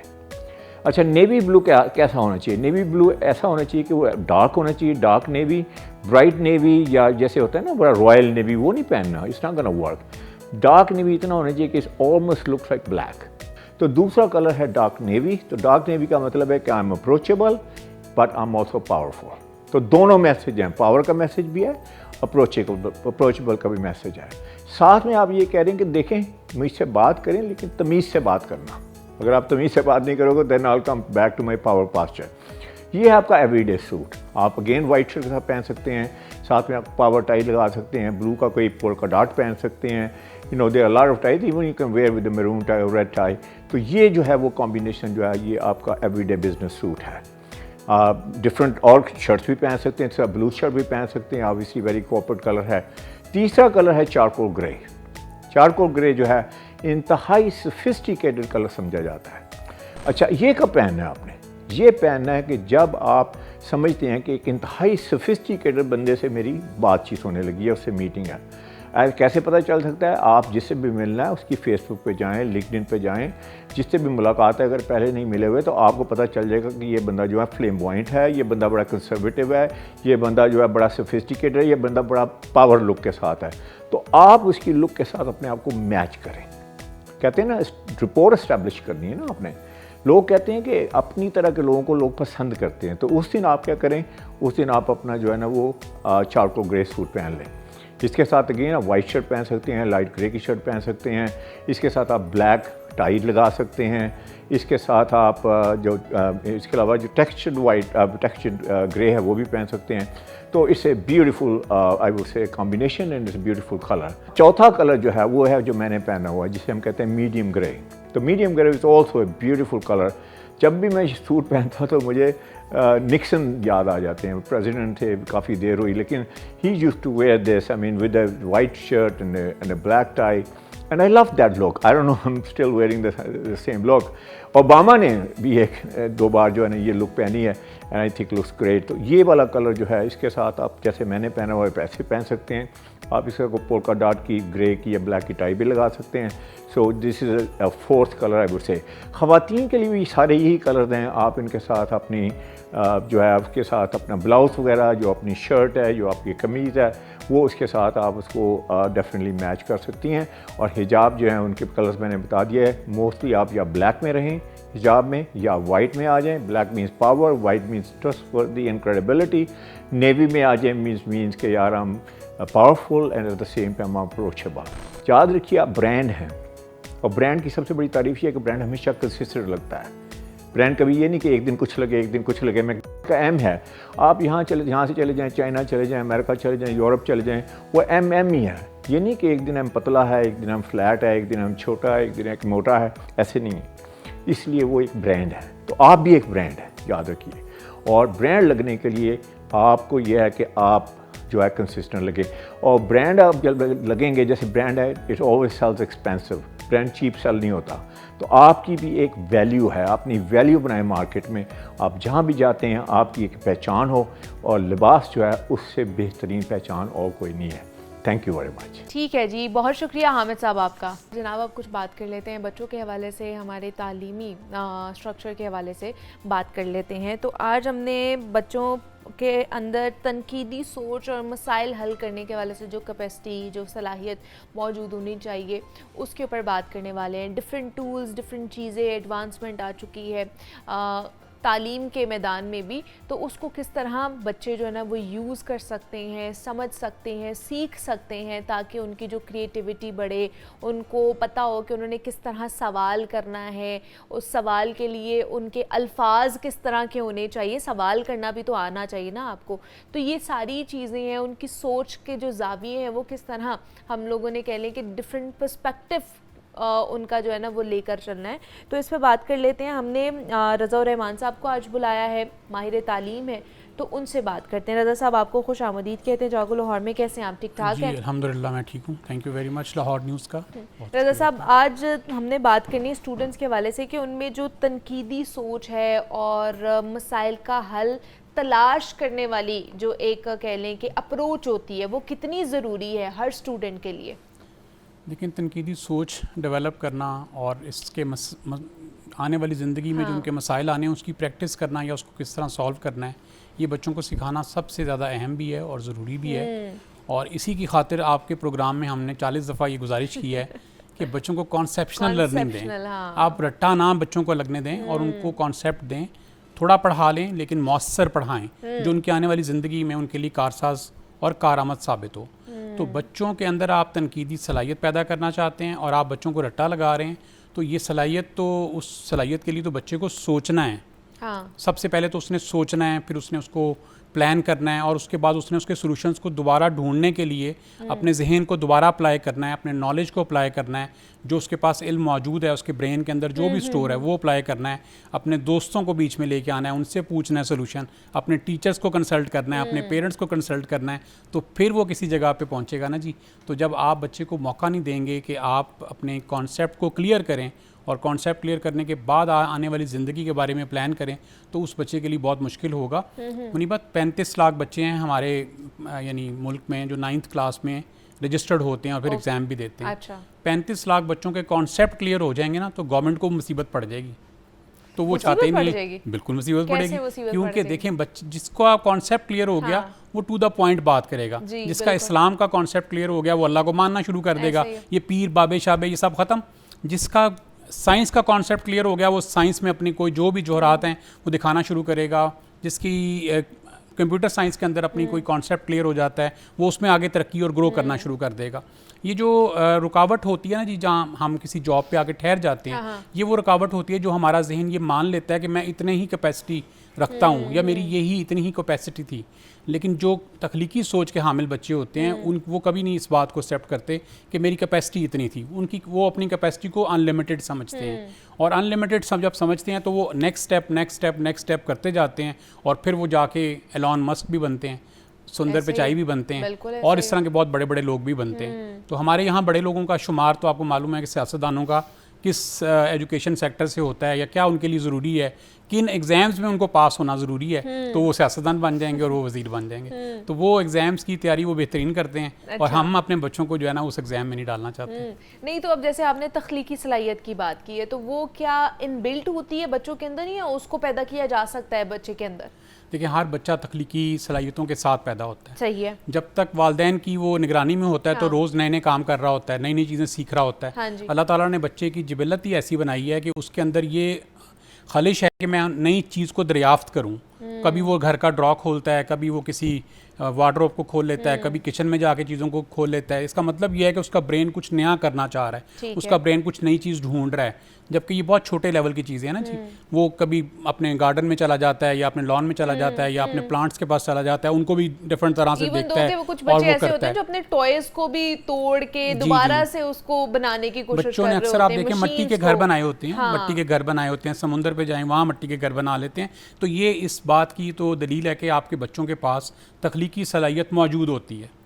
ये तो बिल्ड इन है बच्चे के अंदर, हर इंसान के अंदर बिल्ड इन है। हाँ, अब उसको इस्तेमाल कैसे करना है, वालिदैन ने कैसे पॉलिश करना है, स्कूल ने कैसे करना है, अदारों ने कैसे करना है, और आखिरकार जो आपका एक करिकुलम, आपका सिलेबस बना हुआ है, उसको पढ़ने के बाद बच्चे के अंदर क्या सलाहियतें डेवलप होंगी, ये सब चीज़ों का फैसला उस वक्त होता है जब बच्चा इन तमाम मराहिल से गुजर के आगे पहुँचता है। बहुत सारे वालिदैन बड़े पढ़े लिखे होते हैं, अच्छी एजुकेशन होती है, वो अपने बच्चे पे ज़्यादा काम करते हैं, उनके बच्चे ज़्यादा बेहतर होते हैं। बहुत सारे स्कूल बहुत अच्छे होते हैं, वो अपने बच्चों पे बहुत अच्छा काम करते हैं। जैसे लास्ट प्रोग्राम में मैंने आपसे कहा था कि स्कूल जो है वो फाइन मोटर स्किल पे काम करता है, हॉलिस्टिक लर्निंग पे काम करता है। अब बहुत सारे स्कूल ओनर ऐसे हैं जिनको ये भी नहीं पता होता कि फाइन मोटर स्किल्स होती क्या है, हॉलिस्टिक लर्निंग होती क्या है। वो काम करवा रहे होते हैं क्योंकि उनका जो सिलेबस बनाया होता है प्राइवेट पब्लिशर ने बनाया है, किसी प्रोफेसर साहब ने बनाया, किसी और टीचर ने बनाया, उसने तो उन तमाम चीज़ों को मद्देनजर रखा है ना। बेशक स्कूल वाले को नहीं मालूम है, लेकिन उसका बनाने वाले को मालूम है कि मैंने वो कैसे तख्लीक की है। अगर हम ओ लेवल्स को देखें तो उनका जो करिकुलम है वो इन तमाम चीज़ों के ऊपर डिज़ाइन किया जाता है, और इसी को देखते हुए, इसी को कॉपी करते हुए हमारे यहाँ के जो आम जो प्रोफेसर साहिबान हैं या बुक पब्लिशर्स हैं, जो उन्होंने भी अपनी इन चीज़ों को डेवलप किया है। तो ये चीज़ें ऑटोमेटिकली बच्चे के अंदर स्कूल जाने के साथ अच्छे स्कूल बिल्ड इन कर रहे होते हैं, उसको प्रमोट कर रहे होते हैं, उसे मोटिवेट कर रहे होते हैं, उसको उभार रहे होते हैं, उसके अंदर से वो चीज़ निकाल रहे होते हैं। तो बहुत सारे गवर्नमेंट स्कूल ऐसे हैं जहाँ पे आपको मालूम है कि क्या सूरत हाल है। अब उसका जिक्र बार बार करने से हमें भी लगता है, हमें भी खुद ज़रा महसूस होता है कि इतनी दफ़ा जिक्र नहीं करना चाहिए। तो खैर एनीवेज, कहने का मकसद ये था कि ये जो बच्चे की तख्लीकी सलाहियतें हैं, ये वालिदैन, स्कूल, टीचर और जितने मराहल से गुजर के वो मैट्रिकुलेशन या FSC करता है, इस सब के सब अरसा के अंदर वो इसको डेवलप कर सकता है, और डेवलप करने के बाद वो अपनी परफॉर्मेंस भी दिखा सकता है। आज एक नया दौर आ गया जिसमें होम स्कूलिंग है, जिसमें सेल्फ लर्निंग है। तो आज बच्चों के पास ये भी क्वालिटी है, या बच्चों के पास ये एक मौका है कि वो अपनी सेल्फ लर्निंग को यूज़ करते हुए, चैट बॉट्स हैं, चैट GPT है, इनको यूज़ करते हुए बहुत सारी तख्लीकी सलाहियतें जो उनके अंदर हैं या उनके अंदर तनकीदी जो नज़रियात हैं उसको उभार के उसके साथ वो डिस्कस करके अपने आप को इम्प्रूव कर सकते हैं। ये तो आज वैसे बहुत आसानी है। बाज़ औक़ात मैं अपने बच्चों से ये कहता हूँ, ये स्कूल के बच्चों से भी ये कहता हूँ कि आप एक बड़े अच्छे दौर में रह रहे हैं, क्योंकि जब हम आपकी एज में थे हमारे पास इतनी इन्फॉर्मेशन, इतना नॉलेज, इतनी एक्सेस नहीं थी कि हमारा मसला था, कोई हमें कहीं पे प्रॉब्लम आती थी और हमने उसको रिजॉल्व करना होता था, हमें बहुत दूर दूर तक जाना पड़ता था, अपने प्रोफेसर को मिलना पड़ता था, लाइब्रेरी जाना पड़ता था। हाँ जी, अपने फ़र्ज़ करें हमारी फैमिली में कोई ज़्यादा पढ़े लिखे साहब हैं, उनसे मिलना पड़ता था, उनसे पूछना पड़ता था। अब तो आप विदिन सेकंड्स आप अपना आंसर ले लेंगे। तो हमें उसके लिए काफ़ी जद्दोजहद करनी पड़ती थी। आपको सिर्फ 3-4 क्लिक करने हैं और आपका आंसर आपकी टेबल पर आ जाना है। तो आपके पास ये एक मौका है, आपके पास ये एक्सेस है, आप इसका भरपूर फ़ायदा उठाएँ। और मैं यहाँ पे ये भी गुजारिश करूँगा कि ये देखें, ये मौका सबके पास है। इस वक्त जितनी दुनिया में जो भी ये हमारी जनरेशन Z चल रही है और ये जनरेशन अल्फ़ा चल रही है, इन सब के पास ये मौका है। और अगर ये बाकी दुनिया तो आगे प्रोसेस कर जाएगी और प्रोग्रेस भी कर जाएगी, तो अगर हमारे बच्चों ने इसको प्रोसेस ना किया, फिर प्रोग्रेस ना की, तो डेफिनेटली फिर हम दुनिया से पहले भी पीछे हैं और मज़ीद पीछे रह जाएंगे। और फिर वही हमारा माइंडसेट होगा कि वो 50,000, 60,000, 70,000 सैलरी ले लें, जॉब कर लें और हम अपने आप को सुबह से जाएं शाम तक और अपने आप को, अपने मामलात को करें। देखें दुनिया में आने वाले वक्त में ना बहुत सारी प्रॉब्लम्स का सामना करना पड़ सकता है। आज भी देखें ना, अगर आप आज के दौर में देखें, आजकल के दिनों में देखें, ये जुलाई का महीना है, टैक्सेस आए, पहले फेडरल गवर्नमेंट ने टैक्सेस लगाए, फिर हमारी प्रोविंशियल गवर्नमेंट ने टैक्सेस लगाए, हर बंदा परेशान हुआ। अब इस परेशानी के अंदर क्या था, हमारे पास जो तनकीदी सोच थी और हमारे पास जो तख्लीकी सोच थी वो इसको मैनेज कर सकती है। हमारी जो हुकूमतें हैं जब से आईं उन्होंने हमें प्रॉब्लम्स देनी है, उनका काम ये है, वो डिज़ाइंड ऐसी हैं, उनका काम है कि लोगों को हर वक्त तकलीफ में रखें, लोगों को हर वक्त मुश्किल में रखें, लोगों को हर वक्त ऐसे हालात में रखें कि वो अपने हालात से लड़ते रहें। लेकिन कहीं ना कहीं पंजाब हुकूमत कुछ इनिशिएटिव्स ले रही है। अब आज जैसे मैंने स्टोरी पढ़ी कि एजुकेशन ऑन व्हील जो है ना वो एक प्रोग्राम लेकर आया जा रहा है कि ऐसे इलाके जहाँ पर जो है मयार तालीम सही नहीं है या स्कूल्स वगैरह नहीं है तो वहाँ पर एजुकेशन ऑन व्हील्स होगी कि जैसे मेडिकल था ना, मेडिकल की सहूलियात दी जाती थी ऑन व्हील्स, इसी तरह एजुकेशन ऑन व्हील दी जाएगी। आप बिल्कुल ठीक कह रही हैं। एक्चुअली ये वो एजुकेशन है जो लोगों को नजर आएगी, व्हील्स पे जाएगी। उसमें जब वो आप 1 किलोमीटर एक गाड़ी रास्ता तय करती है ना, तो उसका एक अंदाजा लगाया जाता है, जो मार्केटर लगाते हैं कि इसको 1.5 लाख बंदा देखेगा। तो ये एक मार्केटिंग की टेक्निक है। आप इसको इस तरह सोचें, अगर गवर्नमेंट ने काम करना था तो 9th का सिलेबस 30% बढ़ा दिया गया है कि बच्चे मजीद रट्टा लगाएं, कॉन्सेप्ट ले ही ना। बढ़ा दिया गया जी 9th का सिलेबस 30% बढ़ा दिया गया है। केमिस्ट्री के 8 चैप्टर थे, 13 कर दिए गए हैं, फिजिक्स के, बायो के, मैथ्स के तकरीबन इसी रेशो से बढ़ा दिए गए हैं। तो ये बेसिकली गवर्नमेंट की ये वर्किंग है, ये प्लानिंग है। आप देखें तो मुझसे पूछा जाए या किसी भी एजुकेशनिस्ट से पूछें तो वो ये कहेगा कि गवर्नमेंट की कारकर्दगी ये है कि बच्चों का सिलेबस मुश्किल किया है, आसान किया है, कॉन्सेप्शनल किया है, क्रिटिकल थिंकिंग का वाला किया है, कौन सा किया है, वो यहाँ पे आपको डिसाइड करके बताएगा कि गवर्नमेंट क्या काम कर रही है। जो काम नज़र आने के लिए किए जाते हैं वो काम और हैं, जो हकीकत में किए जाते हैं वो डिफरेंट हैं। 35 लाख बच्चे को जब आप करिकुलम एक्स्ट्रा दे देंगे, उस करिकुलम के अंदर आपने फिजिक्स, केमिस्ट्री, बायोलॉजी, मैथ्स बढ़ा दिया, कंप्यूटर साइंस भी बढ़ा दिया। और अब आप अक्सर सुनते हैं कि हमने जो मैट्रिकुलेशन में फिजिक्स पढ़ी, केमिस्ट्री पढ़ी, वो हमने लाइफ में कहीं इंप्लीमेंट नहीं की। 90% बच्चों ने लाइफ में कहीं इंप्लीमेंट नहीं की होती है। ना फाइनेंशियल लिटरेसी डाली। 10,000 दफ़ा आपके प्लेटफॉर्म पे इसकी रिक्वेस्ट की गई कि आप फाइनेंशियल लिटरेसी बच्चों को डाल के दें, क्रिटिकल थिंकिंग बच्चों को डाल के दें। बच्चों के जो ह्यूमन साइकोलॉजी है बच्चों का पढ़ना बहुत ज़रूरी है। आने वाले दौर के लिए बच्चों को ह्यूमन साइकोलॉजी की अंडरस्टैंडिंग होना और ह्यूमन साइकोलॉजी को समझते हुए अपने आप को, अपने बिजनेस को, अपनी जॉब को करना उनके लिए कामयाबी के बहुत सारे रास्ते खोलेगी। इस तरह के और बहुत सारे टॉपिक हैं जो बच्चों की एजुकेशन में इनकैलकुलेट होने चाहिए, लेकिन वो नहीं हुए और वो चीज़ें उसमें इंक्लूड कर दी गई हैं जिसकी ज़रूरत नहीं थी। FSC का सिलेबस आपने 9th में लगा दिया है और FSC में आपने उससे भी एडवांस लगा दिया है। तो मेरा ख्याल है कि बच्चों के ऊपर एक्स्ट्रा बर्डन है। 180 डेज़ बच्चा स्कूल आता है, उसमें से भी स्मॉग 1-2 बारिशें फलां छुट्टियां करके वो 160 डेज भी स्कूल नहीं आता, 160 डेज भी वो स्कूल नहीं आता। और फिर उस सूरत हाल में अगर आप बच्चे से कहें कि आपने ये एक्स्ट्रा 30% करना है, याद करना है तो और समझना है, लगाएगा ना, फिर वो कॉन्सेप्चुअल स्टडी की तरफ तो नहीं जा सकते। मैं वालिदैन यहाँ सुन रहे हैं, टीचर भी सुन रहे हैं, मैं उनसे गुजारिश करूंगा आप तज्जिया दें अपना, क्योंकि टीचर तो बहुत परेशान है। वो कहता है मैं कैसे कवर कराऊंगा, क्योंकि मैं तो कॉन्सेप्ट दे ही नहीं सकता, मैं तो बच्चों को इस तरह समझा ही नहीं सकता। ये तो रट्टा लगाने के अलावा और कोई हल ही नहीं है। वालिदैन जो बच्चों को खुद पढ़ाते हैं वो भी इस बात की तायीद कर रहे हैं कि हम बच्चों को प्लान करें कैसे, हम किस तरह पढ़ाएं, कितना मटेरियल डेली पढ़ाएं, बच्चे की कैपेसिटी कितनी है पढ़ने की। ये आज वो दौर है जब बच्चे के पास सोशल मीडिया भी है, बच्चे के पास और बहुत सारी चीज़ें मौजूद हैं, उसके पास उसके कंसर्न्स हैं कि मैंने इसके बाद ये काम करना है, मैंने को करिकुलर एक्टिविटीज़ भी करनी है, मैंने सोशल मीडिया पे भी अपना काम करना है, कोई फ्रीलांसिंग का काम कर रहा है, कोई और बच्चा किसी काम में जुड़ा हुआ है। इस वक्त बच्चा चाहता है, यानी जो भी एक आम सोच वाले पेरेंट्स हैं वो ये चाहते हैं कि उनका बच्चा बहुत अर्ली एज में 18 में 19 में अर्न करना शुरू कर दे। तो जब आप इस प्लान पे चल रहे हो और आपको एक्स्ट्रा बर्डन मिल जाए आपके करिकुलम का, आपके सिलेबस का, तो फिर आपके लिए बहुत टफ और मुश्किल हो जाता है। तो मेरा ख्याल है कि हुकूमत के इन कामों पे लोगों को ज़्यादा तवज्जो देनी चाहिए और गुजारिश करनी चाहिए जनाब मोहतरम आप बच्चों को पढ़ने के लिए आसानियाँ दें, जदीद दौर की तालीम दें, स्कूल ऑन व्हील्स और मोबाइल लाइब्रेरी ये ज़रूर दें। आपकी बड़ी मेहरबानी, हम शुक्रगुजार हैं। लेकिन ये 1.5 लाख बंदा आधे घंटे में 1 घंटे में ही देख लेगा, उससे आपका यानी रात तक ये 10 से 12 लाख लोग देखेंगे और इस पे तालियां बजाएंगे। मैं अभी से तालियां बजाने को तैयार हूँ, आपकी बड़ी मेहरबानी। लेकिन जो 35 लाख बच्चे का आपने करिकुलम बढ़ाया है, बराए करम इसको दोबारा उतना करें जितना पहले था, वो भी ज़्यादा था। वो भी ज़्यादा था, मैं उससे भी एग्री नहीं करता Okay. हूँ। बहुत सारे एजुकेशनिस्ट हैं वो भी उससे एग्री नहीं करेंगे कि वो भी ज़्यादा, उससे भी काम किया जाए, क्योंकि बच्चों को फाइनेंशियल लिटरेसी पढ़ाना बहुत ज़रूरी है, बच्चों को ये जो क्रिटिकल थिंकिंग है दुनिया के बारे में बताना बहुत ज़रूरी है, बच्चों को अर्निंग के तरीक़ेकार स्किल्स देना बहुत ज़रूरी है। वो चीज़ें आप ऐड करें और वो ऐड करें जिससे बच्चा फौरी तौर पे काबिल हो सके पढ़ाने के। उनको ऐड ऑन करके तो वो बच्चों का जो सिलेबस है वो बढ़ाते जा रहे हैं, तो ये बच्चों के ऊपर बर्डन ही है।